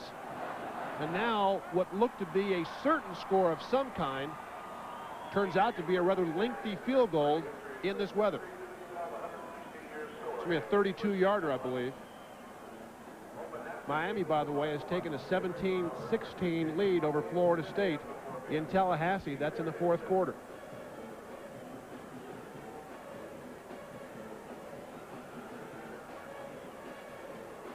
And CU's bowl possibilities very probably hinge on that game down in Tallahassee. If Florida State wins that game against Miami, the Buffs very well might end up in the Cotton Bowl. If Miami wins, looks like the Buffs could end up in the Blockbuster Bowl. Representatives from both the Cotton and the Blockbuster are here today to scout CU. Well, you can see the Kansas players, particularly the holder and the kicker, Dan Eichloff, cleaning off the field where they're going to make this field goal attempt from. And we believe it'll be a 34-yard field goal attempt. There are 3 seconds left in the half. The score is tied 10-10. And another timeout on the field, taken by CU. They're trying to ice the kicker, Dan Eicloff, but in this condition, I think he's iced already. Let's go down to the field and Mark McIntosh. Yeah, Les, you can see Joel Steed leaving the field right now. He has sprained his left foot. We'll try to get an update from Dave Burton. I think as a precaution, he's going into the locker room early. We'll see whether or not he'll come back out for the second half.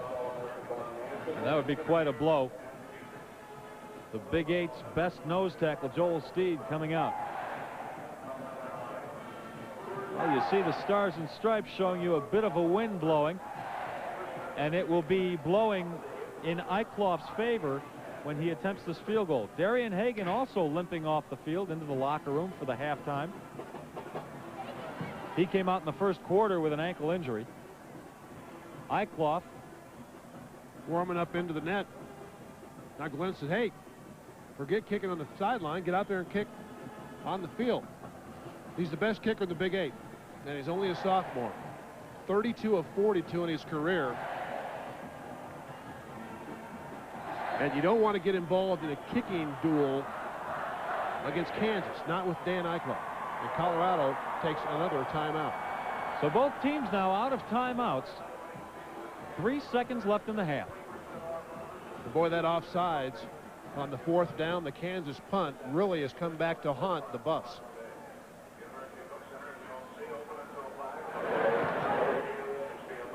Well, be sure to join Dan Reeves and me each Monday evening at 6:30 for the Dan Reeves Show.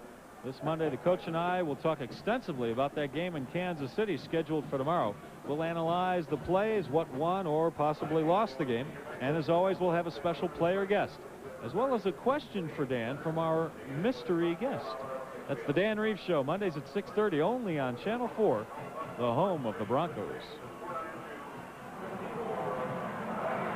Well, Dan Eicloff has had to wait about 5 minutes throughout all these timeouts.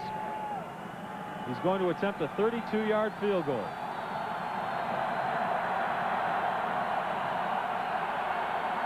With a slight wind at his back.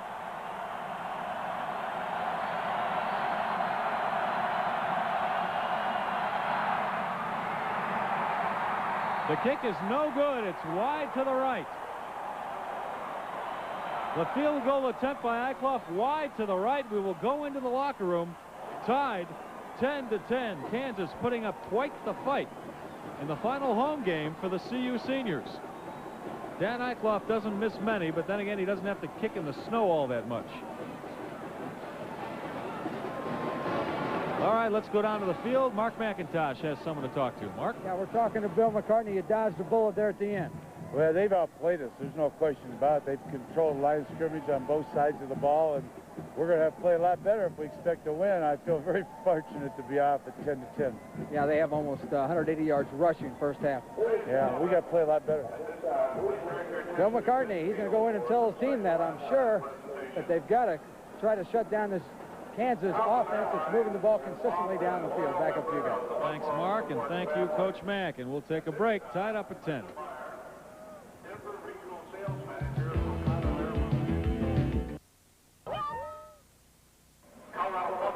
We're at halftime. Kansas and Colorado all tied up at 10. It's snowing pretty heavily here in Boulder. Let's go down to Denver now for an update from the Storm Center and our Marty Caniglio. Marty? Hey, thank you, Les. We've got a lot of snow going on all over eastern Colorado, and you guys don't look for it to let up anytime soon. It's going to keep snowing there all day. Let's take a look around the region. We'll start off with 2 city camp shots for you. The first from Stapleton Airport.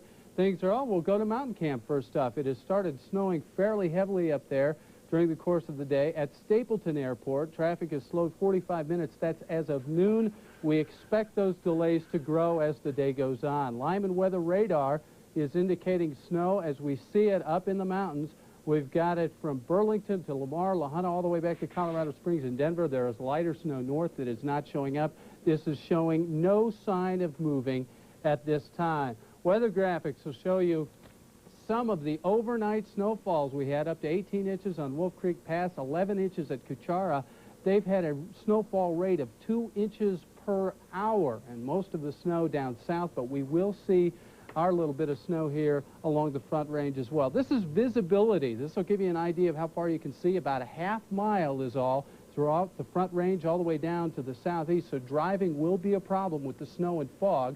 We've got a winter storm warning out for the Front Range, Sangre de Cristos and southern foothills this afternoon. Snow advisories out, northern central mountains and San Luis Valley. And then late tonight and tomorrow, winter storm warnings are out for the eastern plains and the Pikes Peak Palmer Divide area. So we're looking at a pretty wild night coming up here, Les, and it's going to keep going this way and snowing off and on. So you guys bundle up and have a good time. We're trying, Marty. We're trying. As the snow crew plows Folsom Field, you see the halftime score. We'll be right back.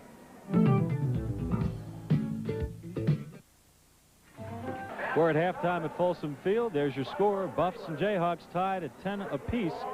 And we just got a score in from Tallahassee, Florida, with 10 seconds to go. Miami leading Florida State 17-16. That would be an upset, and it would also impact where your team goes to a bowl game. Bill Marold, athletic director at CU. If that score holds, Miami beating Florida State, what does that mean for the Buffs? Well, if that score holds and we win today and next week, and Nebraska wins, then that means that we'll go to the Blockbuster Bowl in Fort Lauderdale. That's December 28th, I believe. That's right. Night game?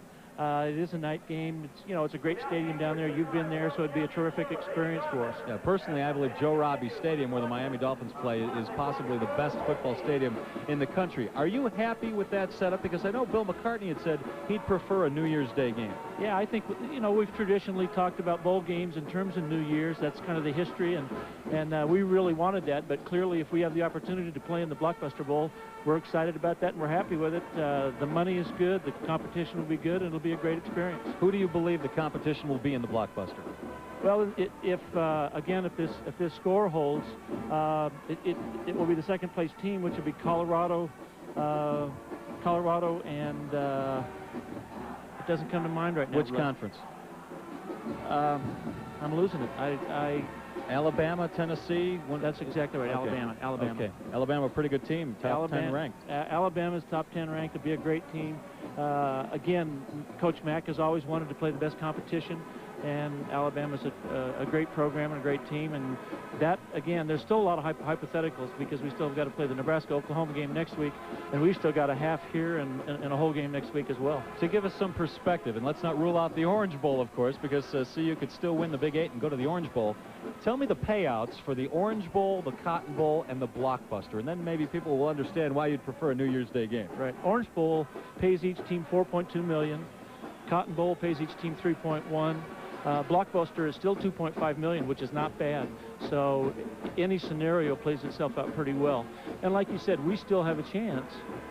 If Oklahoma could beat Nebraska on the 29th, then we will go to the Orange Bowl. So we've still got a chance to three-peat and play on New Year's Day against, sounds like, the Hurricanes. And let's keep in mind, if any Buffs fans are disappointed that the Buffs might not be playing New Year's Day, the Blockbuster is turning into one of the high-profile games in the country, isn't it? Last year was the first year, and they had a Penn State, Florida State matchup. It was a great game, big crowd, as you said, in a great stadium, a great setting. So that would be just about as good as it could be, really. All right, Bill Marold, CU Athletic Director, here to join us at halftime at Folsom Field. So there's the bowl scenario, the possible bowl scenario for the Buffs if Miami holds on to beat Florida State. And the last we heard, there were 10 seconds left. We'll be right back. We're getting close to the second half kickoff.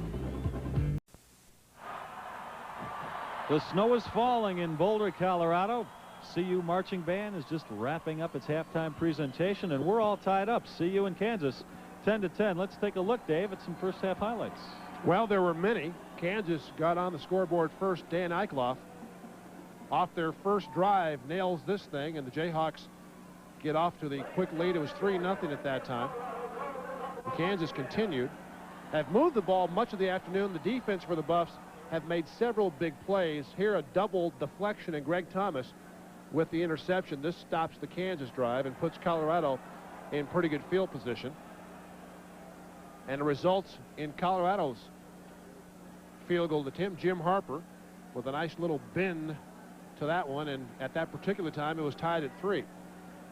Kansas came back and took a 10-3 lead. Tony Sands, who's had a remarkable first half, as has the Jayhawk offensive line, gets past Deion Figures, and the Jayhawks had a 7-point lead.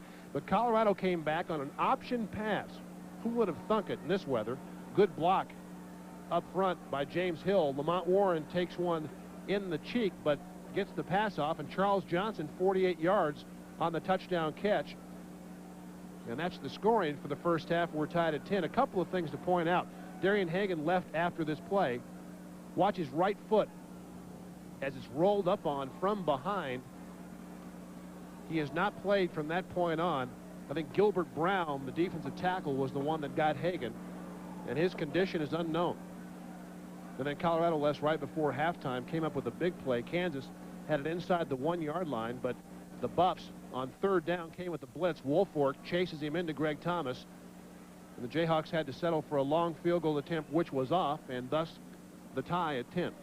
First time stats, all you have to do is go down 4 lines and you see total yards, and you get a good idea of how Kansas is dominating offensively in the first half despite the tie score. Well, they've kept the ball almost 19 minutes, and the astounding number there, yards rushing. Kansas 175 yards rushing in the first half.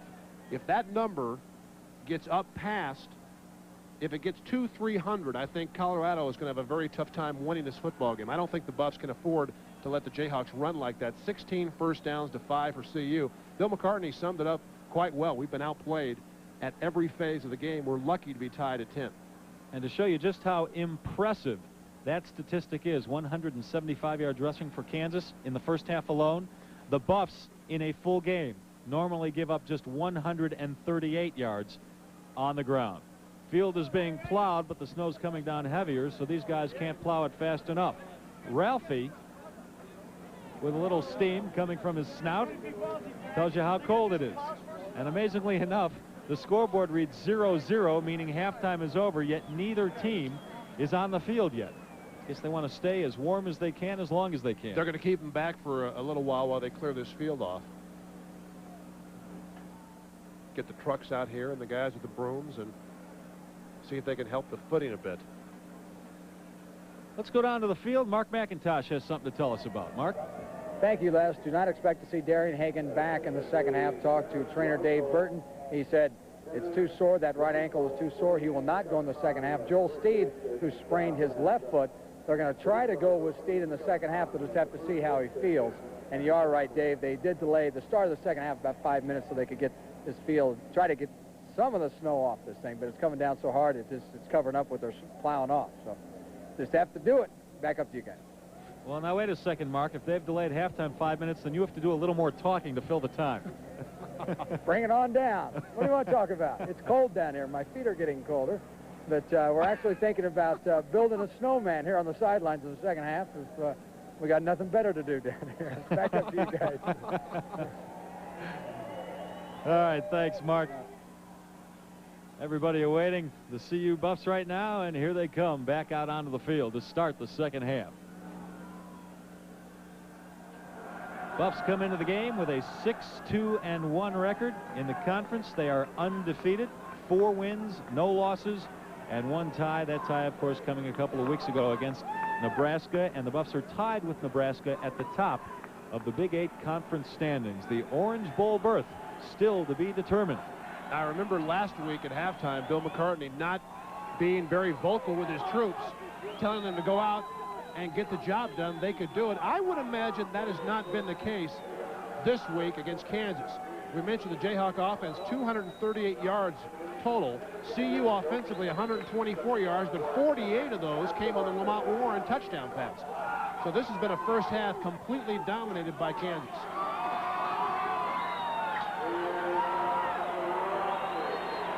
Hopefully Ralphie has good footing as she turns the corner. Well, how would you like to be holding on to her if she were to slip? Hang on, Ralphie. See, that's how running backs should go. Nice and easy. Keep their feet underneath them. No slipping. Breaking a few tackles. And now the finish line in front of her. She sees the nice open door there. And Ralphie goes in for the score. Job well done, fellas. Let's show you a few scores from around the nation. You've got the upset down in Tallahassee. Second-ranked Miami beating Florida State 17-16. They talk about the Florida State kicking game. It cost them today. They missed a 35-yard field goal with under 30 seconds to go in that game. Maybe it just wasn't meant for Florida State coach Bobby Bowden to win a national championship. So many good teams, yet he falls short year after year. Nebraska beating Iowa State at the half, 24-6. Cornhuskers getting ready for the Sooners next Friday. speaking of the Sooners, they lead Oklahoma State. That game is closer than most would have thought. That's in Norman without Cale Gundy. Oklahoma leading the Cowboys 7-0. And the final Big 8 game being played today, Kansas State at home beating Mizzou 10-0. One game in the WAC, Colorado State leading New Mexico in the second quarter in Fort Collins, 14-13. That'll be the final game for Mike Shepard as head coach of New Mexico. He's been fired. Let's go down to the field and get an injury update for you from Mark McIntosh. Well, actually, Les, I'm not going to update the injuries. I'm going to update what Bill McCartney had to say at halftime. Like Dave suspected, they closed the doors. Only players and coaches were in the locker room. Usually they have some recruits and some other people in there that get to listen to Mac's halftime speech, but not this week. I guess he had some choice words for his ball club about their performance in the first half, and hopefully they'll bounce back and play better in the second. You know, interesting story about the similarities between the two coaches today. Bill McCartney, for 8 years, was an assistant coach in the Big Ten Conference under a legend, Bo Schembechler at Michigan. And Glenn Mason, the coach at Kansas, for 8 years, was an assistant coach in the Big Ten under another legend, Woody Hayes, and then Earl Bruce, who's now at Colorado State. Kansas will be kicking off to start the second half. And back to receive for the Buffs, Chris Hudson and Charles Johnson. Eichloff with a squibber. And the ball goes out of bounds. A penalty flag goes up.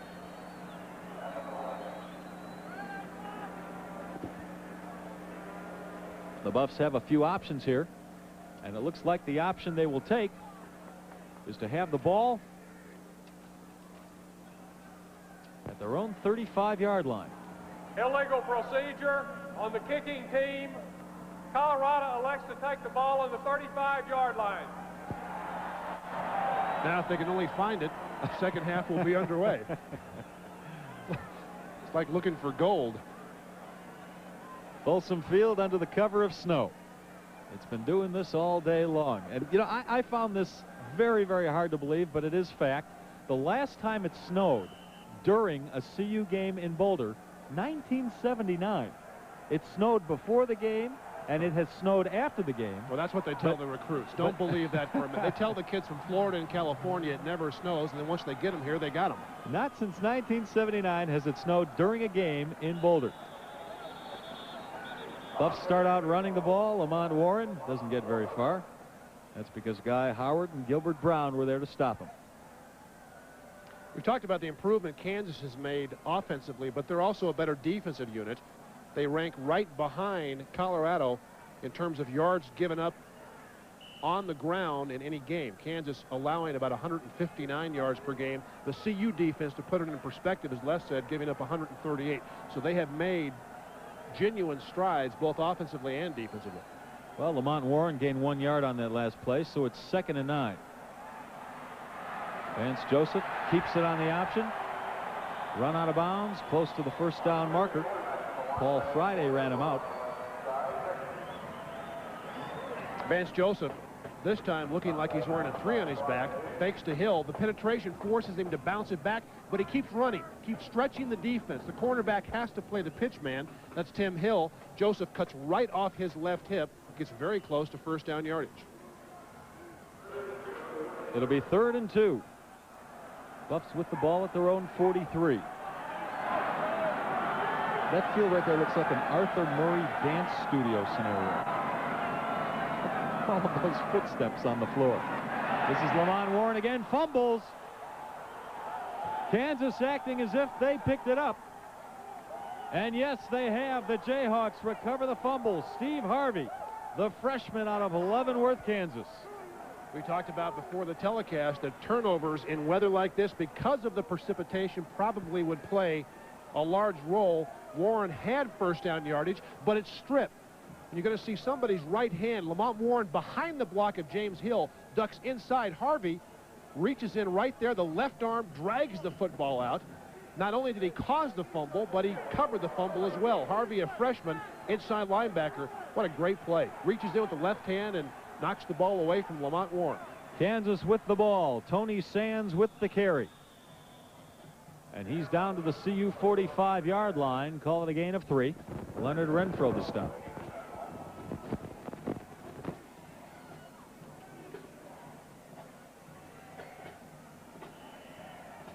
Glenn Mason can smell an upset for Kansas. His team being scouted today by the Freedom Bowl. And the Jayhawks have been told if they can win one of their last 2 games and finish with a winning record, they might be invited to that bowl. 2nd and 7. Hillary over the middle. Complete. Dwayne Chandler in for the score, the tight end. Dwayne Chandler puts Kansas back on top. Dwayne Chandler caught his first touchdown pass last week against Nebraska on this very same play. Drop back pass. This ball, I don't know how he fit it in there. I don't think Chandler saw it until the last minute. Holy moly. Stuck his hands out and the ball just kind of stayed right there. Dwayne Chandler, 45-yard touchdown reception. A great throw by Hillary. Maybe we can see it again after the kick. I don't think Chandler ever saw the ball coming. He had no idea the ball was coming until he quickly turned back and it happened to be in his hands. Eicloff with the extra point attempt. The holder is his quarterback, Hillary. And he's got it. Kansas quickly jumping back on top to begin the second half. The Jayhawks lead it 17-10. Play after the turnover, Chip Hillary will go inside, watch the catch, and tell me if you think he saw this ball coming. The ball hit his left wrist, and yet he was able to hang on. An excellent job by Dwayne Chandler. And Kansas, once again, has taken the lead. 2 plays, 48 yards of the drive, not much time. From 45, Hillary to Chandler.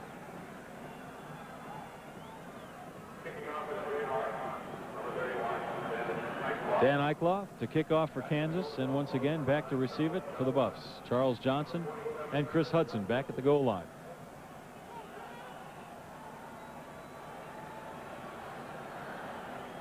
Squibber right off the face of Kent Call. The ball is up for grabs. Does Kansas have it again? Yes. Eicloff with a screaming line drive on the kickoff went off the helmet of Kent Call, and Kansas recovers its second fumble in the last 3 plays. I don't think I've ever seen that happen. King Dixon with the recovery, and you're right, this ball was like a Hoyt Wilhelm knuckleball. Eicloff kicked it, and it hit Kent Call right in the helmet. Watch the ball. Off Call's head. Woolfolk tries to get it. Ronnie can't come up with it. And Kansas with the second big turnover here in the second half. And the ball on the CU 35-yard line. Tony Sands gets the call, picks up a couple yards. Diet and Ted Johnson the tackle. Well, Freedom Bowl officials are now gleefully running up and down the press box here at Folsom Field, while Blockbuster and Orange Bowl officials have probably buried their head. Kansas trying to pull off a huge upset. Colorado defensively is going to have to make a stand here if they want to keep touch in this game. 2nd and 7. This is the fullback, Roger Robin. And he's close to first down yardage. Diet and Chad Brown the tackle that time.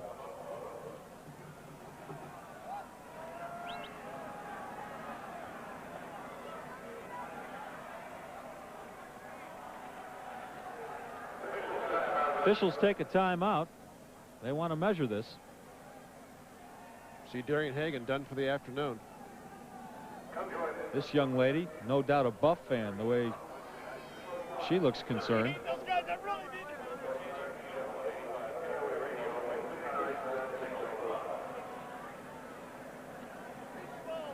Very, very close.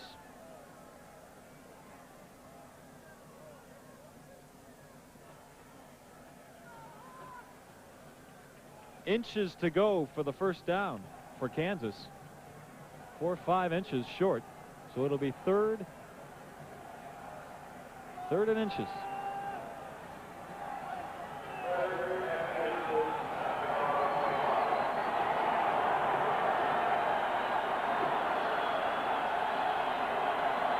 from the CU 25-yard line. Hillary, and he's got it. Kansas with a first down inside the CU 25. This drive started as a result of the kickoff being fumbled by Colorado. The ball, right portion of the screen, hits Kent Call right in the head. A knuckleball, and it obviously fooled him. Ronnie Woolfolk tries to catch it almost like a rebound. He can't do it. Then, of course, the field becomes a factor. The Jayhawks get on the football, and the drive continues.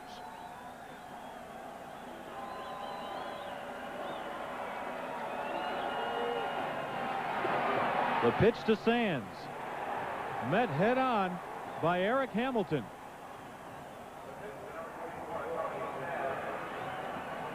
Good job that time by the Colorado defense. I mean, usually when you start to lose grasp of a game, the defense is what has to play. You can see the pitch forced a little early by Woolfolk. Hamilton there, and then Brian Dyatt finishes off the running back. Buffs hold Sands to no yards on that play. So it'll be 2nd and 10. We're at the start of the second half. The Buffs have already fumbled the ball twice to open this half. George White the carry. He's hit quickly by Dyatt.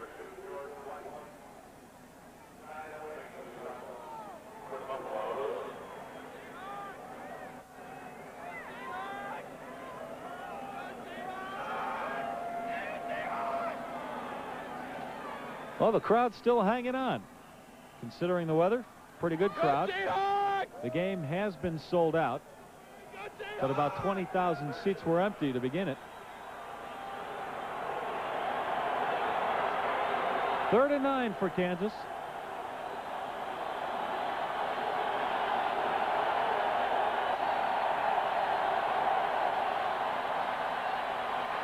Hillary looking to the corner, and Drayton. Touchdown, Kansas. There was contact at about the 1-yard line. So we waited to see if there were any flags on the field, but no. And Kansas with a 2-touchdown lead now. Tell you, this is a fantastic catch by Kenny Drayton. Chris Hudson, the bump and run, he didn't get a piece of him and allowed Drayton to get off cleanly, and then a good job by Drayton. He slowed down, drew the contact, and then that would separate him enough to catch the football. That's a senior making a play against a freshman, a guy that's been around for a while. Kenny Drayton has had several big catches during the course of his career. Had a touchdown, as we mentioned, last year against Colorado. He's got one this year. Eichloff converts the extra point. And the folks here at Folsom are stunned. Kansas now with a 24-10 lead. Kenny Drayton with the touchdown catch. A great job. Hillary is going to Drayton all the way. Hudson lined up a little bit too far inside. He allowed the release too easily. Drayton slowed down. The contact came. When you're bumped, you obviously are going to separate from whoever hits you. Drayton, good concentration to make the catch, and Kansas with a 2-touchdown lead. And the few Kansas fans that are on hand are very, very happy about that last play. Well, there's an unhappy bunch right there at the CU sideline.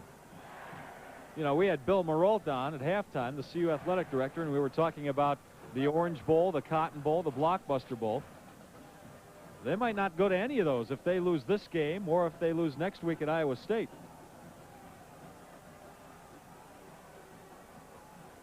Take a look. See the contact there? The contact, Hudson goes down, and Drayton's able to stay up long enough to keep his eyes focused on the football. Great concentration. Nice job. Nice job of staying right with the ball and the catch. Well, the turnovers have killed the Buffs. We've only played 3 minutes and change in this second half. The Buffs have fumbled it twice, and Kansas has converted it into touchdowns each time. Charles Johnson and Eric Mitchell back to receive the kickoff. This is Johnson.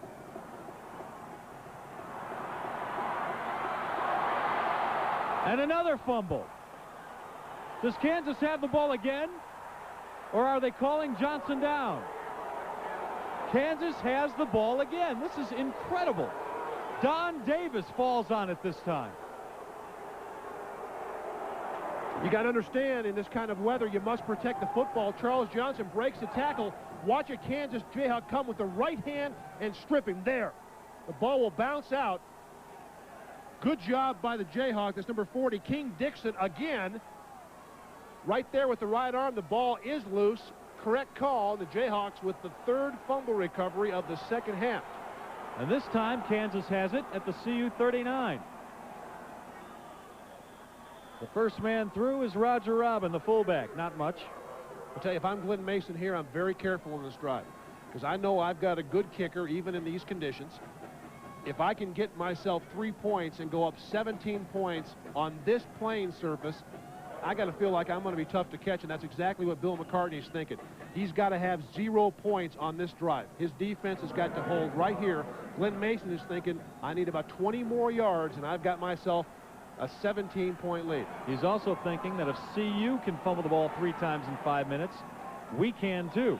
You have to be careful in these conditions. Biekert and Hamilton tackle Sands there. Boy, the last time Colorado was 14 points behind here at Folsom Field was all the way back to the first game of the year. Last year, they played the Stanford Cardinals. Stanford got off to an early 14-0 lead. Colorado came back to win it 24-21. It's been quite some time since they've been down like this at home. 3rd and 4 for Kansas.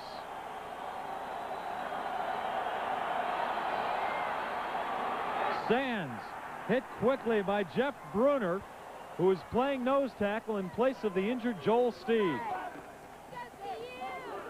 Jeff Bruner's a guy they've tried to find playing time for the entire year. Unfortunately, he plays behind an all-Big A player in Steed, but Joel is injured. Look how quickly Bruner beats the offensive lineman. And on his way to the quarterback, he happens to find Tony Sands with the football. And the CU defense got exactly what they had to have on that drive if they were going to stay in this game. Jeff Bruner, whenever he does come in for Joel Steed, usually plays very admirably. Eichloff punting the ball for Kansas. And Rico Smith will let it bound into the end zone. So the Buffs will get the ball at their own 20. Very important that they hold Kansas there and try to switch that momentum around. And this crowd is starting to come alive. We're going to take a break. Kansas leads the Buffs. Yeah, you're reading it right. 3rd quarter. Kansas leading Colorado 24-10. And you see Darian Hagan on the sideline with an injured ankle, and Vance Joseph in the game at quarterback for the Buffs. This is Lamont Warren. Might have been thrown for a loss there by Gilbert Brown and Doug Terry. Well, if Colorado should lose this game, of course, they will not have any chance to go to the Orange Bowl, and more than likely will not go to the Blockbuster Bowl. They'll probably be in Jacksonville, Florida, playing in the Gator Bowl. Haven't been to the Gator Bowl since 1972, but in terms of money lost, you see Vance Joseph, what he accomplished last week with his 4th and 14-yard scramble. You're going to lose that much money if they lose this game. Nebraska leading Iowa State big time. Vance Joseph runs into the referee, Terry Turlington, who takes a spill. Joseph finally gets off the pass to Michael Westbrook. And Michael gets it up to about the 46-yard line. What a weird play that was. I'll tell you what happened on the play. Turlington got in Vance Joseph's way. Then he threw a nice block for Vance Joseph, but I think Vance stepped out of bounds, which is not going to be called. Joseph tries to elude the initial rush. Terry Turlington says, all right, let me get out of here. Then he's like, oh, got run over. Now watch his right foot. If it hits that marker there, well, he's out of bounds. He was about a yard out of bounds. The problem is Terry Turlington, the referee, would have been the guy to call that, but he was down on the ground. There is a flag down. I guess it's going to be against Colorado anyway. Illegal men downfield. You'd have to think that would be the case. Boy, Terry Turlington needs some overtime pay for that. That Kansas player just threw him right out of the way.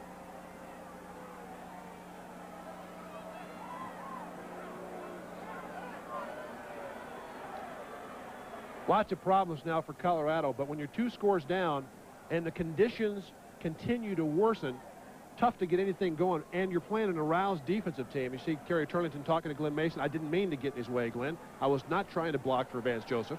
And then one of your boys ran me over. Bill McCartney is having a tough time finding any humor in this at all. Second quarter score, Penn State leads Notre Dame 21-0. You think the Sugar still wants Notre Dame? Probably. Joseph on 2nd and 15, going deep. Rico Smith.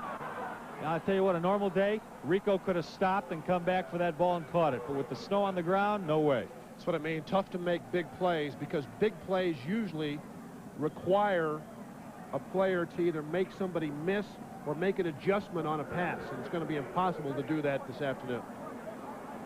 Vastly improved Kansas State team looking at its 6th win of the year, beating Missouri. And there's the Penn State Notre Dame score Dave just told you about. And Notre Dame beaten last week by Tennessee. It'll be a tough road to hoe coming back against a very good Penn State defense today. 3rd and 15 for the Buffs. 7:40 to go in the 3rd quarter. Lamont Warren met quickly. Sylvester Wright making the play.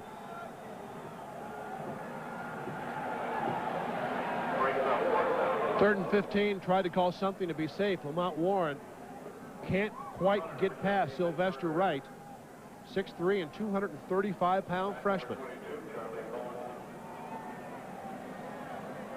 Mitch Berger backed up to his own 1-yard line, about to punt it to Charlie Bowen.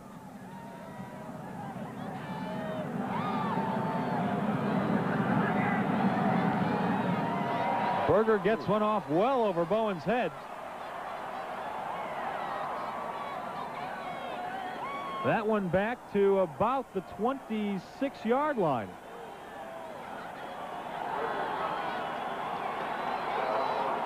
A nice punt by Mitch Berger, and maybe that can turn the tide for CU. A 61-yard kick.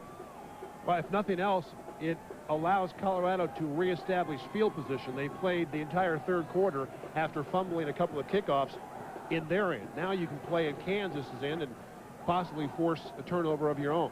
I was just going to ask you, if you're Mike Hankwitz, CU defensive coordinator, do you try and make something happen here? Well, you want to keep them down. You want to pin them down in this end and allow your offense to work on a short field. Hillary on the option. Fumble, and the Buffs get that turnover. Greg Biekert fell on the ball right around the Kansas 30-yard line. Well, I got to think if Glenn Mason could have a second chance, he wouldn't have this play called. The option in this weather is going to be tough to execute. You can see Hillary hit by Hamilton, tries to get the ball to Sands. It was a good pitch. Tony Sands just had to go right through his hands, and Greg Biekert on top of it, and Colorado got exactly what they had to have. Greg Biekert, the junior out of Longmont, Colorado. And there he is. Biekert, just a junior. 2nd in the nation in tackles last year. He's the Buffs' leading tackler this year. And the Buffs start with the ball on the Kansas 30-yard line. Lamont Warren.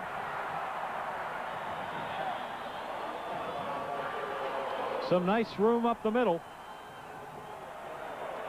Good thing Lamont Warren does here. He puts 2 hands over the football. When he gets into traffic, that right arm comes down and clamps on top of the ball. You won't see a lot of fancy footwork here. You'll see people taking care of the football. Warren picked up 8 yards on the play, so it's 2nd and 2. Turnovers obviously playing a huge part in this ball game.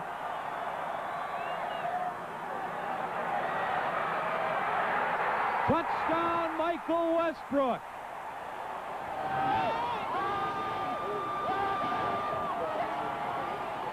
Well, what a great ball fake by Vance Joseph. I don't know if we can see it or not, but Vance Joseph makes a great play-action fake and actually hides the football on his hip. Puts the ball behind him after the fake to Lamont Warren, steps up into the pocket. Good protection by James Hill on the blitz. And Michael Westbrook with a diving catch. A touchdown pass from Vance Joseph to Michael Westbrook, the freshman redshirt. And that brings out Jim Harper for the extra point attempt. This would put the Buffs within a touchdown of Kansas.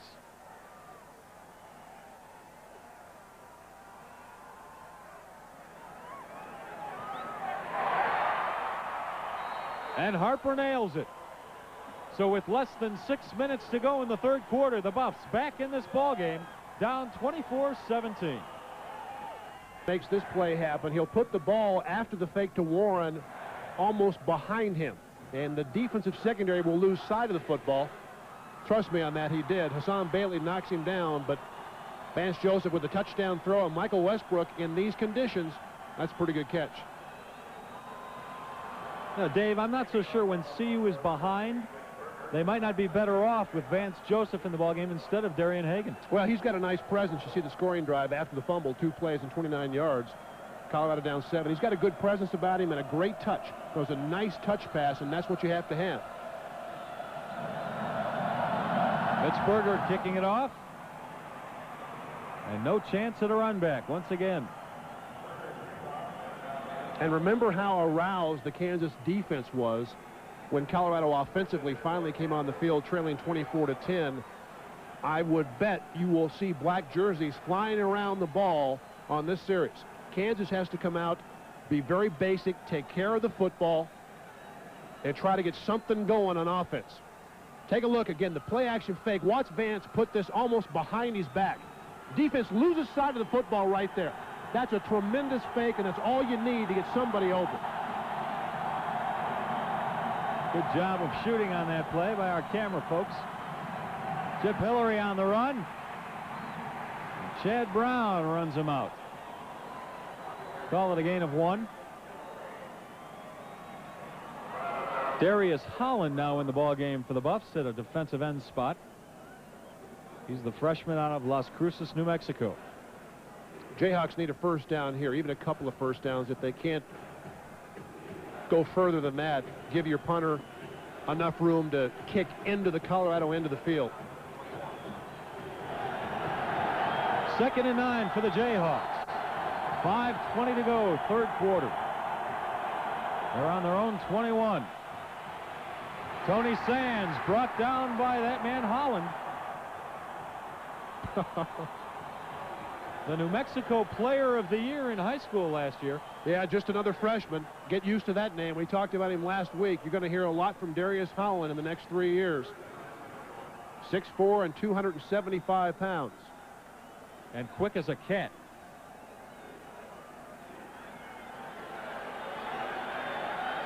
In high school, we understand he was so quick he ran back punts. Who'd want to tackle him? Not me. 3rd and 9.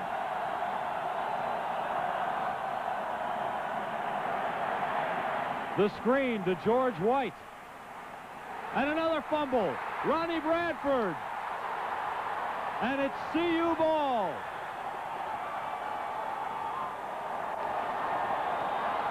Ronnie Bradford picks up another Kansas fumble. Well, we talked about when the CU defense was down 24-10, the Jayhawks had it on the 30. Colorado had to make a stand. They did so, and now they've tried to take control of the game themselves.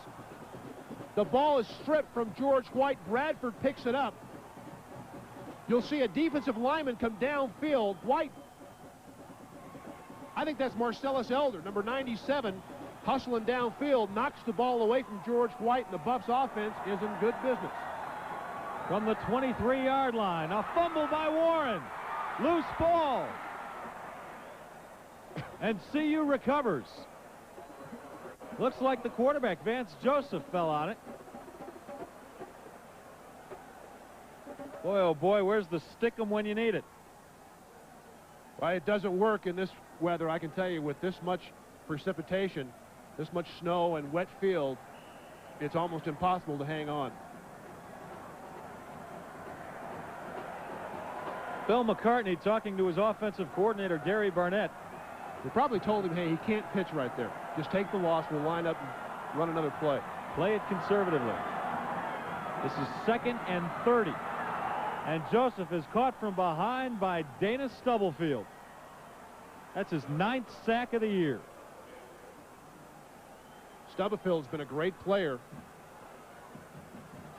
for Kansas in his career. That time blew again right past the CU offensive line, and no chance on the delayed play action fake for Vance Joseph to pick up anybody downfield. Now this drive for Colorado is going the wrong way. The Jayhawks just added to a sack total of 29 coming into this game. Pretty amazing when you consider They only had 19 all of last year. This is 3rd and 30 yards to go. A good pass rush on Joseph again. Nobody near that pass.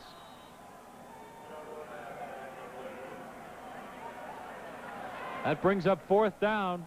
The Buffs not in field goal range. They're going to have to punt the ball away. And just like the Colorado defense did a couple of series ago, Kansas comes up with a big stand. You let CU score there, even this game up, they've got the advantage as you head into the 4th quarter. Seems like it's getting harder and harder for these offenses to do anything. People having trouble finding their footing. The snow continues to fall. Berger with a nice high kick. Bowen is going to let it bounce into the end zone, and Kansas will have it at its own 20. 2:46 to go in the 3rd quarter. Kansas leads this one 24-17. Some of the CU faithful hanging around for the conclusion of this one.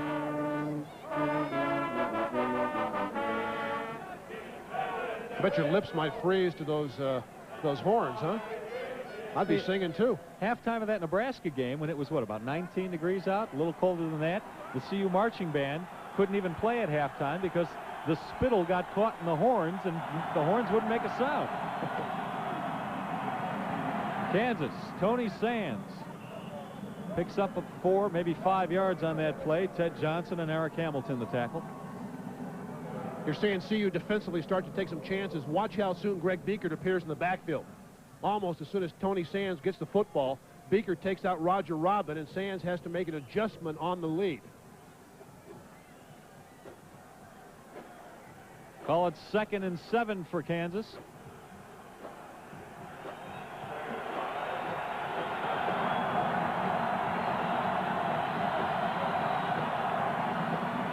George White. Not very far. And eventually brought down by Greg Thomas.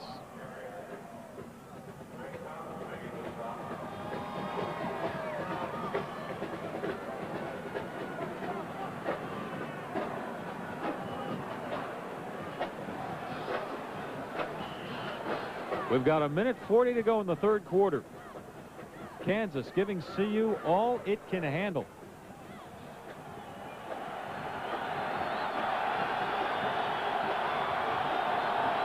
The crowd trying to help the CU defense now. It's 3rd and 3 for Kansas.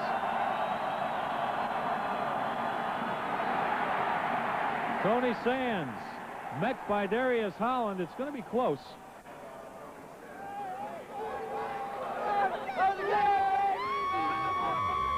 And there's an official timeout on the field. Tony Sands has lost his shoe. It's going to be 4th down. That's a play that I think, hindsight being 20/20, Glenn Mason might not run a draw because it takes too long to develop, and Sands got the ball about 9 yards deep in the backfield. No footing, so you take the quickness away, the cutting ability, and I think it's tough to pick up 4 yards in these conditions with the draw. Well, with Darian Hagan out with an ankle injury, Rico Smith has been doing the punt returning chores all day. Rico fields it about his own 34 there. And just make sure he holds on to the ball.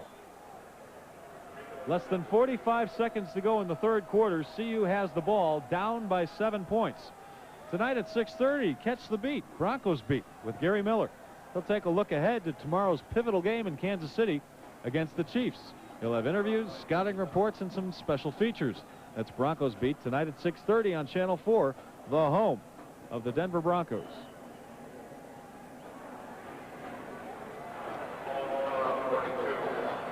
CU has the ball at its own 42-yard line.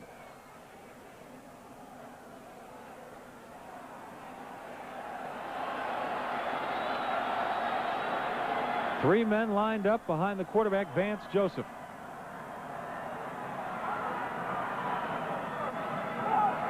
This is Lamont Warren with a nice hole. And he gets it across midfield. A gain of about 11 yards on the play. Lamont Warren, after the fumble, is doing a better job of taking care of the football. See both hands over it. And again, we talked about his strength. Paul Friday, number 14, in on the tackle after initially Doug Terry stands him up, but Warren very close to 1st down yardage.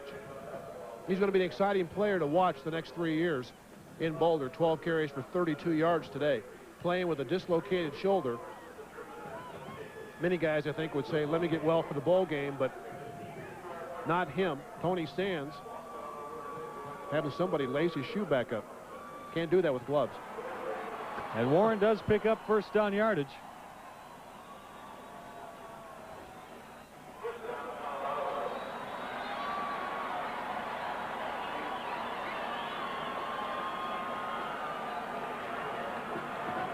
Buffs have the ball at the Kansas 49-yard line.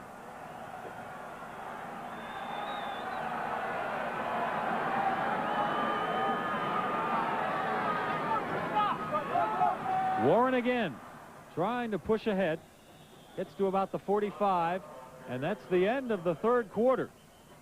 Buffs with the ball in Kansas territory, and down to the Jayhawks, 24-17.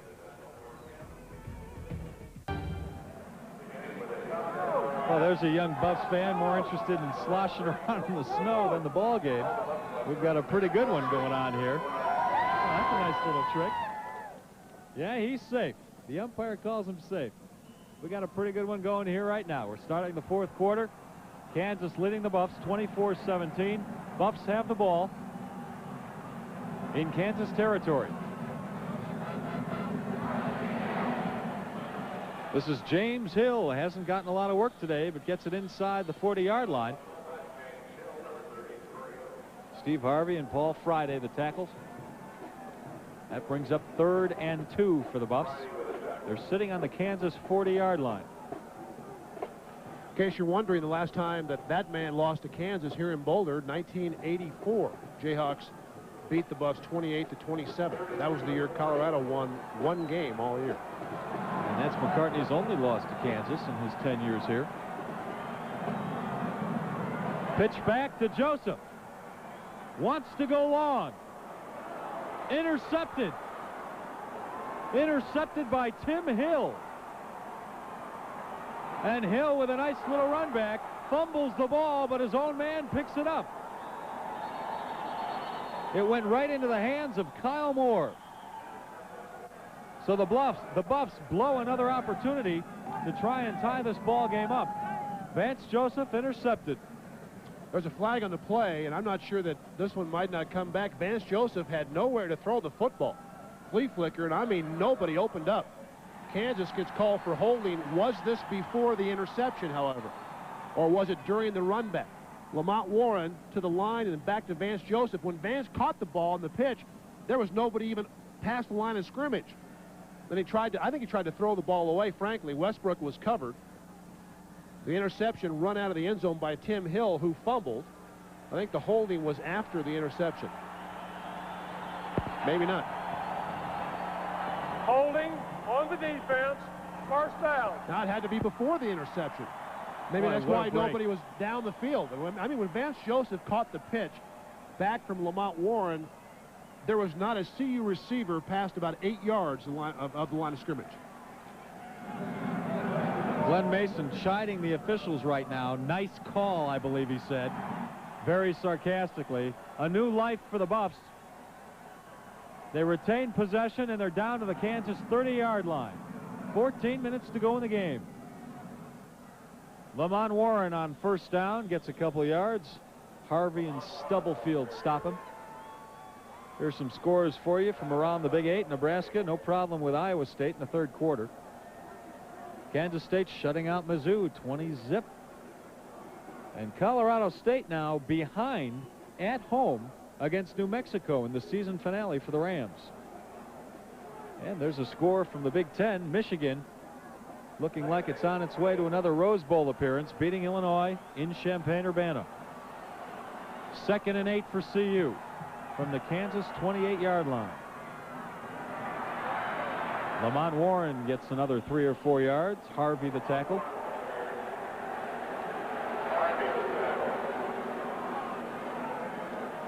We're told the holding call on Paul Friday, one of the safeties for the Kansas Jayhawks. Glenn Mason will point to that call after this game, especially if Colorado should win. as one of the primary reasons.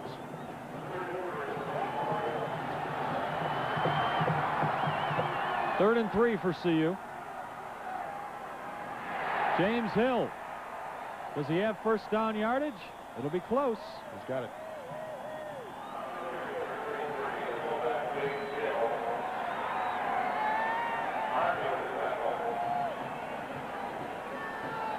And yes, referee Terry Turlington says a first down. Well, you want to keep pounding the fullback, and Hill gets this football and just angles to the left, picks up first down yardage. In the option game, you always want to make sure you keep the fullback in the game. Sometimes you tend to forget him because you've got a quarterback and a pitchman who can run the ball as well. Buffs are at the Kansas 19-yard line with a first down. Lamont Warren blocking ahead of him, and he gets in for the score.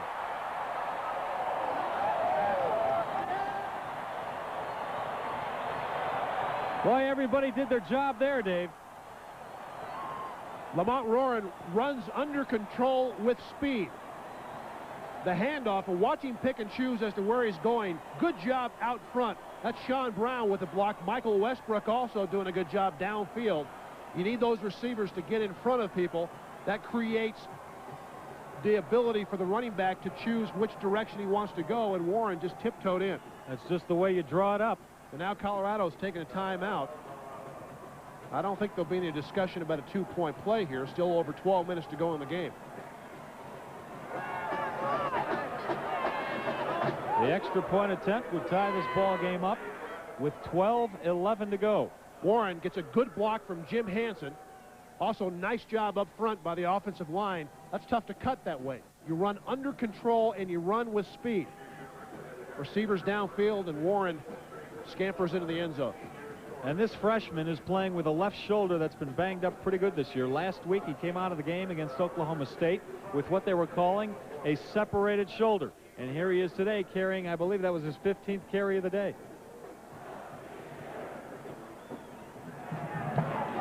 Glenn Mason's not talking about that run. He's talking about the holding call.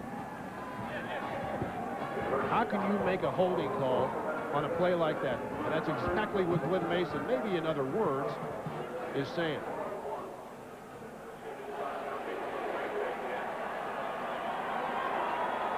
Do you think he was worried when his team was down 14 points, Dave? You bet. I'll tell you, the difference between playing in the Blockbuster or the Cotton Bowl and playing in a game like the Gator Bowl could mean anywhere from $1.3 to $2 million. It looks like Colorado's got their offense back in the game, and they're going to go for two. Boy, it's an interesting call here. Well, the Buffs could have kicked the extra point and tied the game up. Instead, with 12:11 to go in the game, they're going to go for a two-point conversion and try to take the lead. A good rush, and Joseph throws the ball away. So Kansas keeps the lead, 24-23. Well, he's trying to get the ball to Sean Brown, but because of the backside blitz, Joseph couldn't set and really get anything on the throw. And I think what that conversion is all about, if Colorado fails, as they did, they need a field goal to win the game. Colorado would lose, really, if they tied. You can see the backside rush got to Vance Joseph before he could get anything on the throw, and the ball was way short of Sean Brown. I want to argue with you about that one in a second. We'll be right back. All right, let's go back to that debate, Dave Logan. You're playing Bill McCartney and telling me what's in his head, what he's thinking, going for the two-pointer. I think I'd rather have a tie right now and take a chance on tying at the end of the ball game than being down a point and taking another loss possibly. Well, I think it's a call that will be debated. I'm simply telling you, I think what he's thinking here, even if we're tied, we've got to score to win. Otherwise, the tie to us is like a loss. So now we have to score a field goal. We have to kick a field goal in order to win. We'll talk more about it after this. Okay, Charlie Bowen on the kickoff return. Not much room up the middle. He pushes the pile up across the 25-yard line. Where this strategy really comes back to hurt Bill McCartney is if Kansas can somehow score a touchdown. Because with a touchdown and an extra point, they go 8 points ahead. Then the best Colorado can do, hypothetically, is tie the game. I think what McCartney is doing here is saying, hey, if we're tied at 24, we still need a field goal to win. Now we need a field goal to win as well, and he's counting on the defense to hold Kansas down. 7 plays, 57 yards, over 3.5 off the clock. Warren from 12 yards out. Oh, Bill McCartney showed he can make some gutsy calls. He made one last week against Oklahoma State. Let's see if this one works for him also. That time the pass from Hillary to Dwayne Chandler, the tight end, who already has a touchdown reception on the day. Marcellus Elder and Chris Hudson bring him down.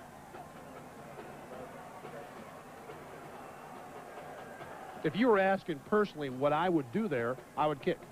I would kick it, take the tie, and then hope that I've got enough time in 12 minutes to stop Kansas and get my offense moving. You see the first Big 8 team to have over 300 yards against the Buff defense. First down for Kansas. This is Roger Robin.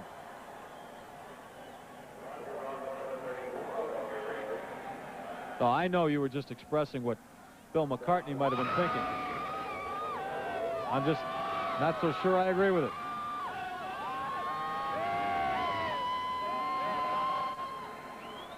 I'm not so sure I do either. Then again, that's why he gets paid the money to coach this team. 2nd and 9 for Kansas.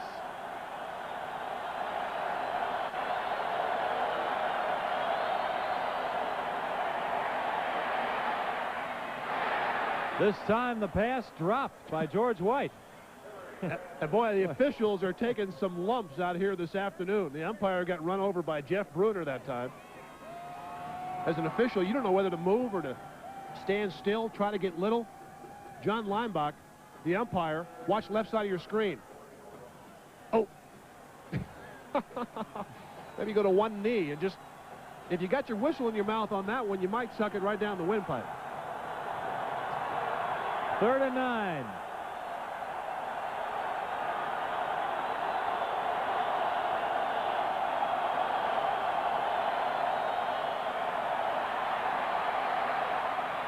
This time complete to Jim New in CU territory. Boy, Hillary had trouble finding his feet as he went back to pass, but he found him in time to hit New.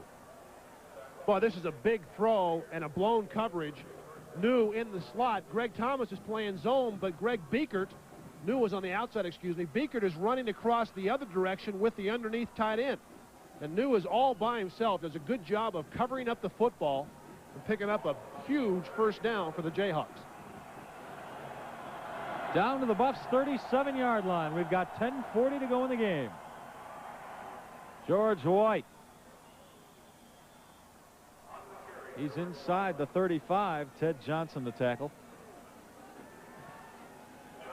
I wish I could be more precise for you on the yard marker, but it's hard to see through this snow right now. As you can tell, that's basically the shot that Dave and I have from up in the booth. Hard to tell exactly what yard line they're on, but the scoreboard says the 35 of CU. 2nd and 7.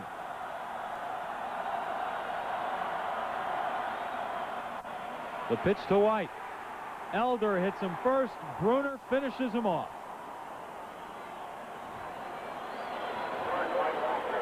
Marcellus Elder, about 290 pounds, will come from the top side of the screen, run through a block behind the fullback, and get to George White. I think George a bit stunned there. Got underneath Elder, and Jeff Bruner cleaned him up for about an 8-yard loss. I'll tell you what, under the conditions, this has been a pretty good game. Oh, yeah. You know, I didn't think we'd have a whole lot of offense because it's hard to hold on to the ball. But we've got altogether 47 points on the board between the two teams with 9:15 to go in the game. It's 3rd and 11. Complete to Drayton. He might be a little short of the first down. Greg Biekert stopped him short. So now Glenn Mason has a decision to make. It is going to be 4th down. I'm guessing that he'll probably have to go for it. It'd be about 47 or 48 yards. Is Chip Hillary hurt? Is Hillary hurt right there? Well, if he's hurt or just cold. Hillary got blasted after he threw the ball. He might be a little bit sore. Takes the screen. Ooh. Oh, boy, he took one right in the stomach from Ronnie Woolfolk. I think Mason's got to go for this. He's 4th down and about a yard. I don't think Eicloff in these conditions can kick, and plus, he's got the lead. Keep that in mind. He's 1 point ahead. Well, you made the call, Dave. Kansas is going to go for it. It's 4th down, 1 yard to go. They're at the CU 29-yard line. He tries to kick the field goal. It's a 46-yarder under lousy conditions. So here we go.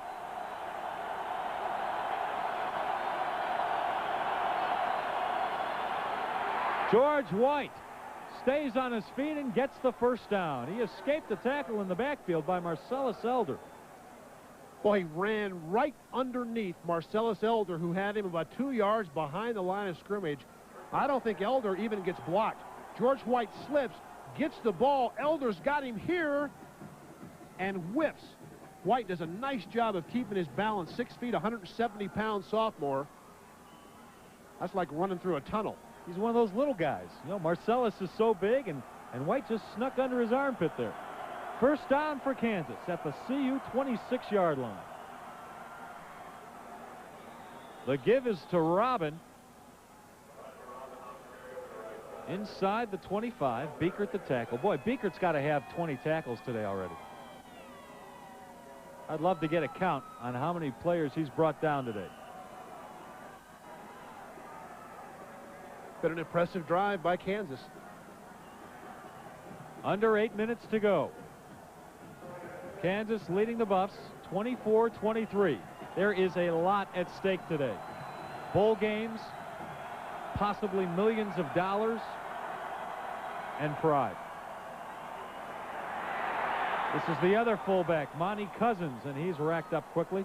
Well, what a nice play there by Jeff Bruner, who grabbed Cousins with his left hand. You wouldn't think that you could grab a jersey and hang on. Watch Jeff Bruner, right side of the screen, get to the fullback. His left hand will get a jersey. He just hangs on to it. That's tremendous strength in your forearms and in your hands. Bruner has filled in this whole second half for nose tackle Joel Steed, who came out of the ball game in the first half,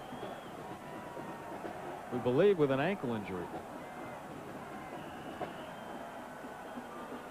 Well, there's a timeout on the field taken by Kansas.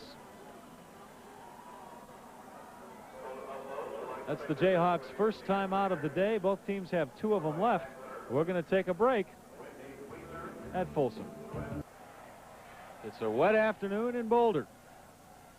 And Kansas right now trying to rain on CU's parade. 24-23, the Jayhawks lead it. And they have the ball on the CU 20-yard line. And Chip Hillary is changing the play here. He's got about 5 seconds to snap the ball. It's 3rd and 5. That ball is tipped and incomplete. Looked like Jeff Bruner got a hand on it.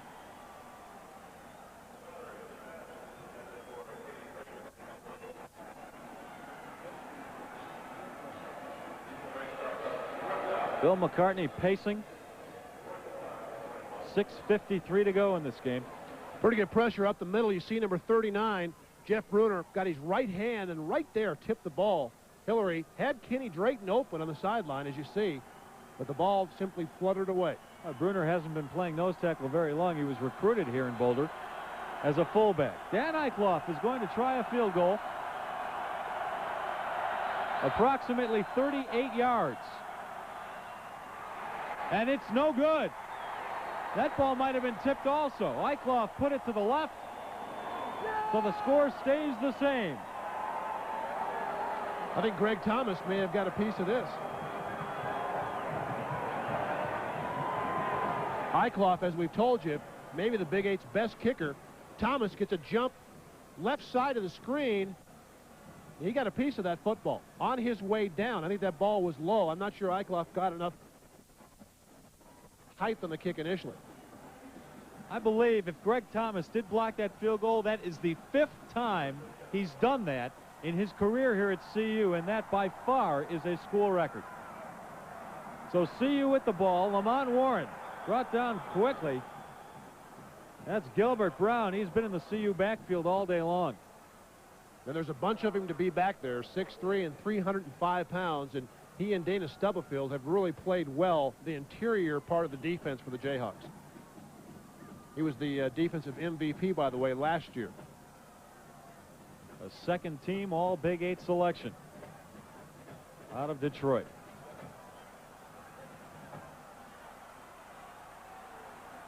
Second and 16 for CU. They're on their own 15-yard line. Joseph dumps it off to Lamont Warren. Grabbed quickly from behind by Sylvester Wright. Sylvester Wright coming up with some big defensive plays here in the second half. If he doesn't grab a hold of Lamont Warren, Lamont has a lot of space in front of him.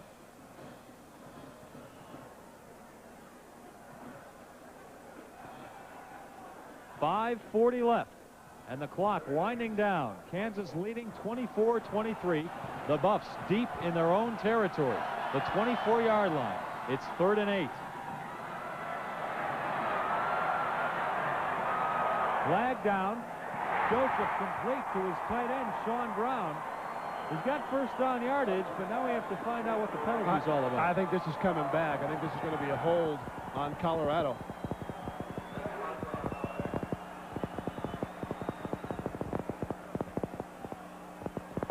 That's what you have. Bill McCartney's not going to like it. Glenn Mason's probably saying, hey, that makes up for the call you called on us holding when we intercepted the pass in the end zone. So instead of 1st and 10, it's going to be 3rd and long. And Jay Lewinberg might have been the one they called there.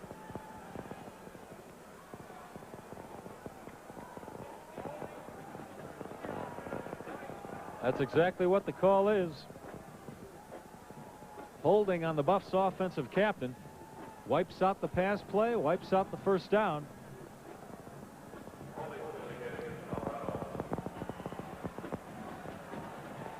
Ball is placed back at the CU 12. And the Buffs are looking at a 3rd and 22 situation.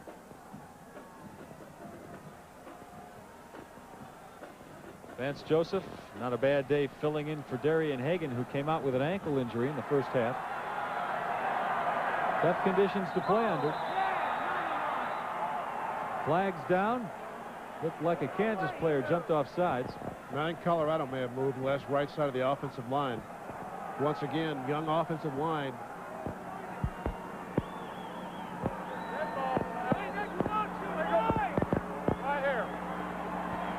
Well, Brian Christian jumped for Kansas, but it was provoked by a CU lineman.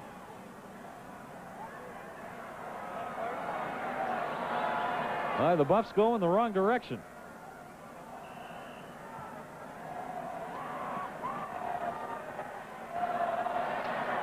Third and 27. The Buffs back at their own 7-yard line. Joseph turns the corner. He's got the first down and goes out of bounds. Just like last week. Buffs need a big play to stay alive, and Joseph gets it to him. Well, I tell you, this will be one that Glenn Mason will look at over and over again. 3rd and 27, about 27 from the Colorado 3, about their 3. Vance Joseph, a simple option play, and again he stretches the defense, continues to run downhill at the angle. The pitch man automatically takes the corner force away. Vance breaks a tackle, breaks another tackle, an amazing 32-yard run. His second consecutive week left, as you mentioned, with a big play. This is James Hill with the carry.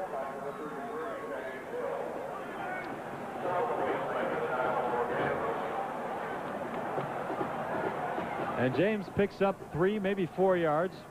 Hard to tell with that snow on the ground.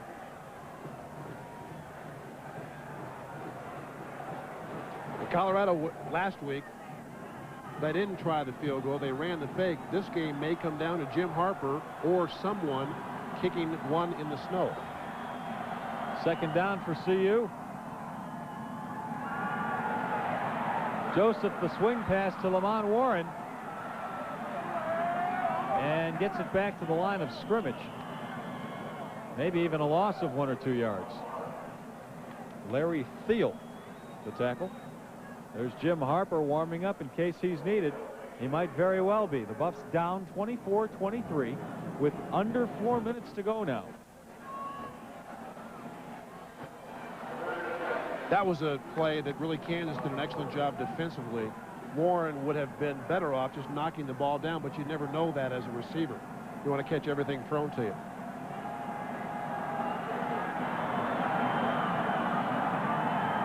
A loss of 2 yards on that last play. It's 3rd and 10. The screen to nobody. Lamont Warren was supposed to grab that ball out of the air, but he was too busy blocking and being carried away on the play.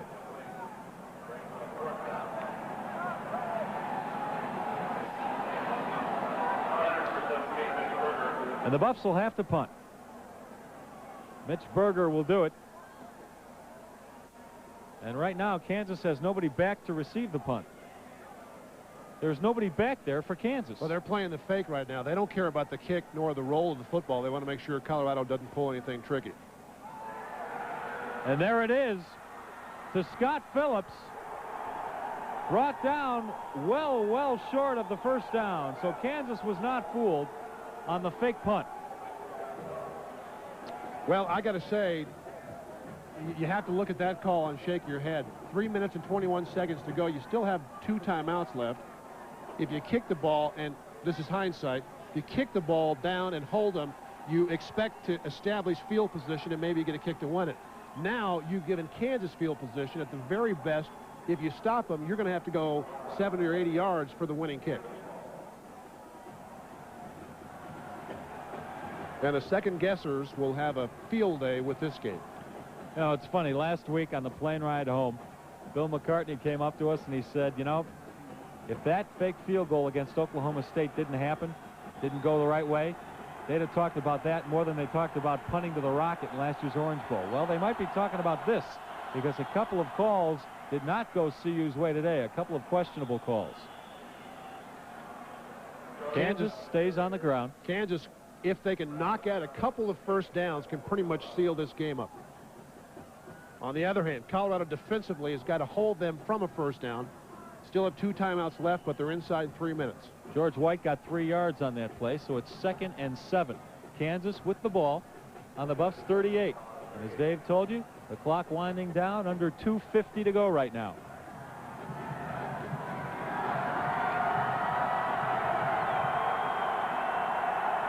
The Cotton Bowl and Blockbuster Bowl are here to scout CU, but I can't imagine either one would want the Buffs if they take their 3rd loss today. That would be 4 blemishes on their record. I think you get a timeout here. You can't let all this time expire from the clock. And you're right. CU takes its 2nd time out of the half. That leaves the Buffs with 1. And we're going to take a break, too. Things looking pretty bleak for the CU Buffs right now. Kansas with a 1-point lead.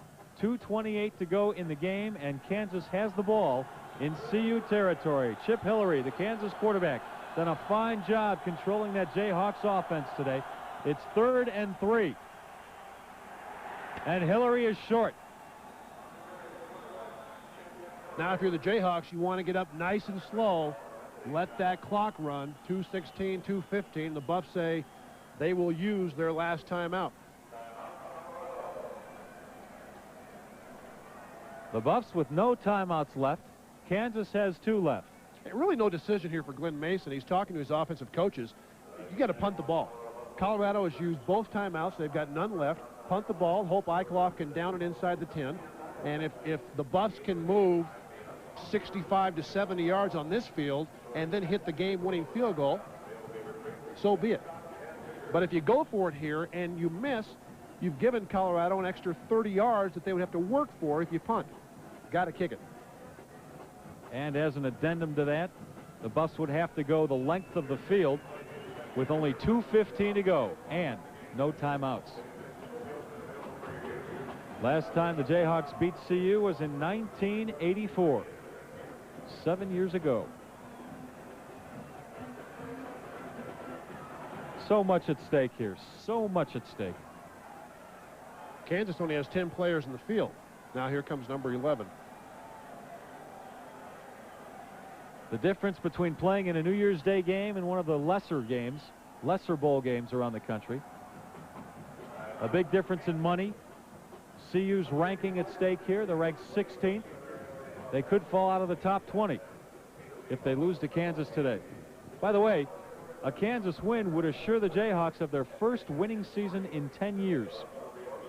Last time they were above 500 was 1981. They went 8-4 that year.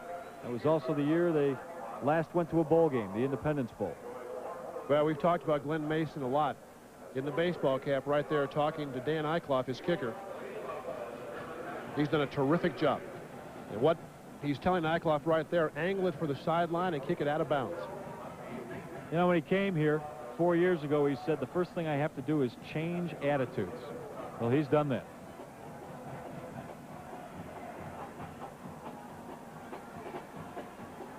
A final out of Norman, Oklahoma. The Sooners beat Oklahoma State 21-6. And right here, with 2:15 to go, Kansas leading CU 24-23. Kansas and Dan Eicloff will be punting the ball, trying to pin CU back against its own goal line. Rico Smith will return this one.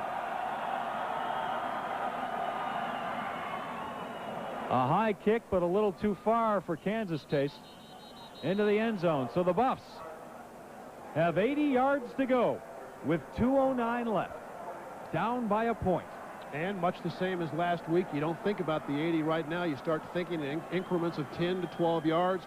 You've got to make sure you tell your players, get up off the ground, get lined up, get out of bounds with the ball if you possibly can. And if you're a Kansas Jayhawk, tackle people in the playing field and lay on them. Take your time getting up. Use as much time as you possibly can. And once again, maybe the most important stat as we begin this drive, CU has no timeouts. Vance Joseph at quarterback, the sophomore from Louisiana, in for the injured Darian Hagan. The screen to Lamont Warren. He's got to get out of bounds, and a flag on the field.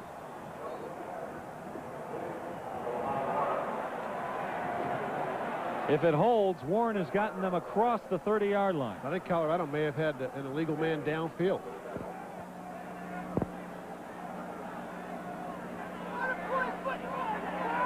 We'll wait and see what the call was. Clint Moore was down a couple of yards trying to get in front of Lamont Warren with good hustle.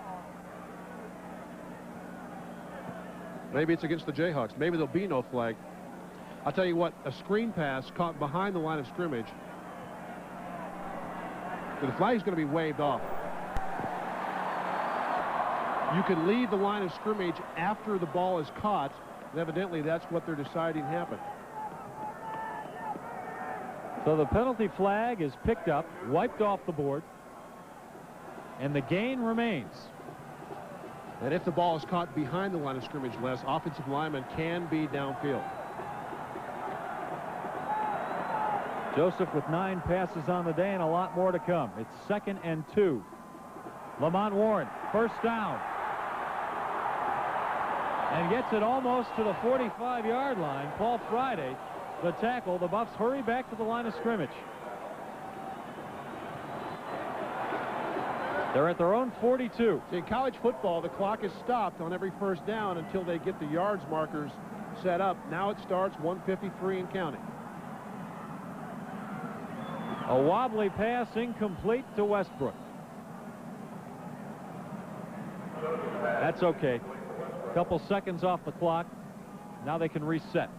See, I think right now, even though you have no timeouts, yardage and downs are more important than stopping the clock. You've still got 1 minute and 48 seconds to go. So you worry about 2nd, 3rd, and 4th down right now. Later, you'll worry about time. 2nd and 10. From their own 42-yard line, the Buffs. Joseph, complete to Rico Smith, and out of bounds, which stops the clock again. Smith's second catch on the day. And he is down around the Kansas 35-yard line. Boy, Rico Smith makes a nice adjustment on this pass. This is a corner route. They got a 2-deep zone. Vance Joseph with a terrific throw, but watch the adjustment in tough weather. Folks, I tell you, that's a tough catch when it's this cold and snowing. And he got out of bounds and stopped the clock to boot. Buffs looking to get into field goal range. Lamont Warren with room. Down the sideline and out of bounds, which stops the clock again. And Lamont Warren brings CU down to approximately the 6-yard line. I would call this field goal range. A minute 31 to go. The Buffs down by 1. But now what you want to do is use all the clock you can and not give Dan Eicloff, the Kansas kicker, a chance to win it for KU. Lamont Warren on the draw play makes a good choice downfield by heading toward the sideline. It looked like he might try to cut it up inside, but got out of bounds, and Colorado now can get into their regular offense and try to use as much of this 131 as they can. First and goal from the 8. This is James Hill battering his way down to the 5.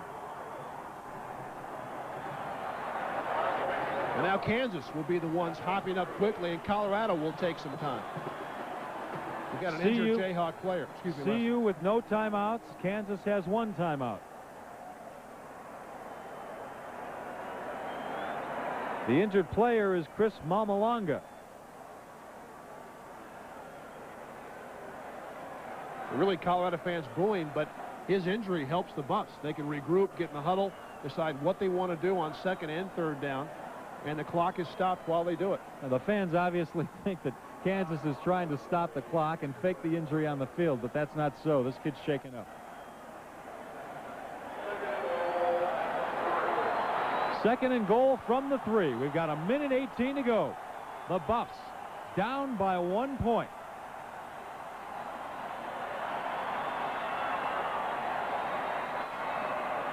We should tell you that Bill McCartney does not have a lot of confidence in his kicking game right now. He reevaluated the whole situation this week. He wants to get into the end zone. And James Hill is very close. Let's see what they say. I don't think he's in.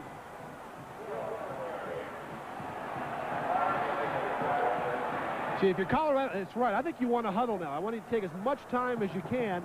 3rd down, 56 seconds and counting. They initially went to the line of scrimmage, and Vance Joseph said, hey, wait a minute. We got time. Let's huddle up. At the 1-foot line, it's 3rd and 1. Hill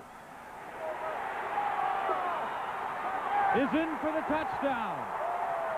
And CU takes the lead with 40 seconds to go. I'll tell you, 2 consecutive weeks of this. If I hadn't seen it, I wouldn't believe it. And both drives engineered by Vance Joseph. And Glenn Mason has got to be shocked at how quickly Colorado moved down the field with no timeouts. Well, we've got a few bowl representatives here that are saying their hallelujahs right now, particularly the Cotton and the Blockbuster, who would like to have CU. The only time I can think of that the Cotton and Blockbuster will high five. Jim Harper, the extra point. He's got it. And CU now with a 30-24 lead, 40 seconds left. And you saw Bill McCartney. We'll take a look at him after this replay. Watch James Hill stopped initially and is pushed from behind by Mike Westbrook. Look at Westbrook saying, get in the end zone. Is that legal? Well, technically, no. You can't aid a player over the line. But kind of tough to call in all that mass of bodies. And right now, Bill McCartney was talking to Brian Cabral about special teams and Mike Berry. This game is not over. Kansas still has 1 timeout left. Chip Hillary can certainly throw the ball, and although Dan Eicloff has been a miss with a couple of field goals today, he is still the best kicker and a guy that's capable. You don't want to have it come down to him hitting or missing to lose. Well, you couldn't ask for more from CU and quarterback Vance Joseph. 8 plays, 80 yards to take the lead. Dave, should I tell him now, even though there's 40 seconds left, should I tell him what you said at the half? What did I say? Dave Logan, folks, predicted that CU would come back and win this ball game when the Buffs were down by 14. Well, then again, we expect that of a guy who graduated from CU. Yeah, my colors show, but at least I didn't off the air.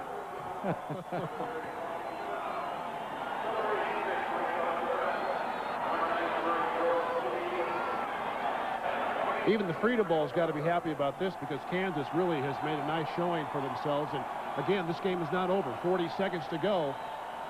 Eicloff has a 58-yarder to his credit in his Kansas career. Mitch Berger kicking off for the Buffs. He's done a great job of it all day. 3 of his kicks have gone beyond the end zone for no return. A squibber here. Kansas with a nice run back. That ball is brought to midfield by Chris Powell. First time he's touched the ball all day. Midfield for Kansas. So it's not over yet. 35 seconds to go. Kansas has 1 timeout left. I'll tell you what, though, if CU hangs on, all of us who questioned a couple of those calls by Coach Bill McCartney are going to be eating crow. These are some of the people who helped us put on this production today.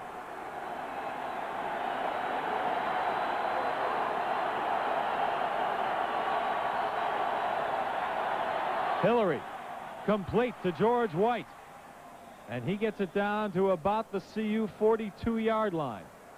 And now Kansas trying to use the clock. 23, 22, 21 and counting. They need about 10 more yards. That would make it 47 for Dan Eicloff.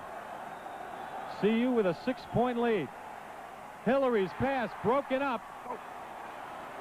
He caught it. But a lineman catches the ball in midair and runs with it.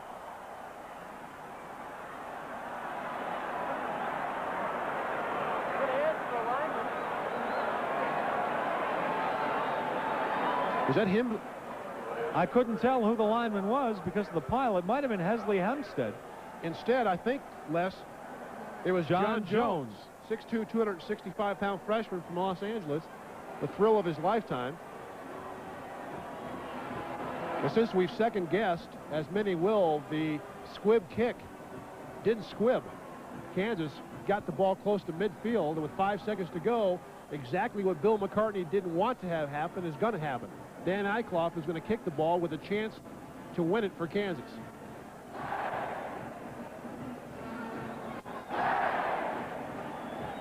I don't see Eicloff on the field. It's CU 30 to 24. I forgot. I thought they were 3 points down. No, they need a touchdown here. 30 to 24 with 5 seconds to go. So you're going to see a Hail Mary pass, no doubt about it. Chip Hillary right there is going to throw the ball up into the end zone. Kansas will run 3 or 4 receivers down there, try to tip it to one another, while CU sends a number of defensive backs back to the end zone and try and knock the ball away. 3 wide receivers are lined up at the bottom of your screen. You can't see them right now, but they will head towards the end zone. Hillary. And the ball is knocked down by the Buffs. The clock expires, and CU, for the 2nd week in a row, escapes with a win against the Big 8 opponent. The Orange Bowl hopes are still alive. The Cotton Bowl hopes, the Blockbuster hopes. CU with 1 game left. And the Buffs and Michael Westbrook sliding in the snow. Too close for comfort, but they'll take it.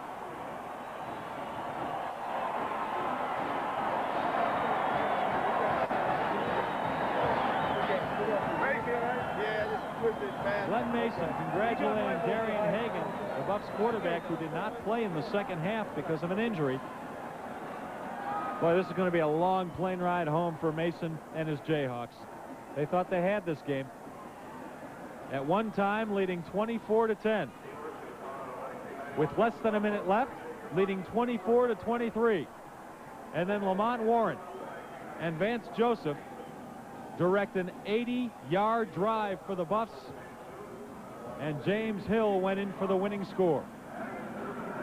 Let's take a break at Folsom Field. The final 30-24. We'll be right back to wrap it up.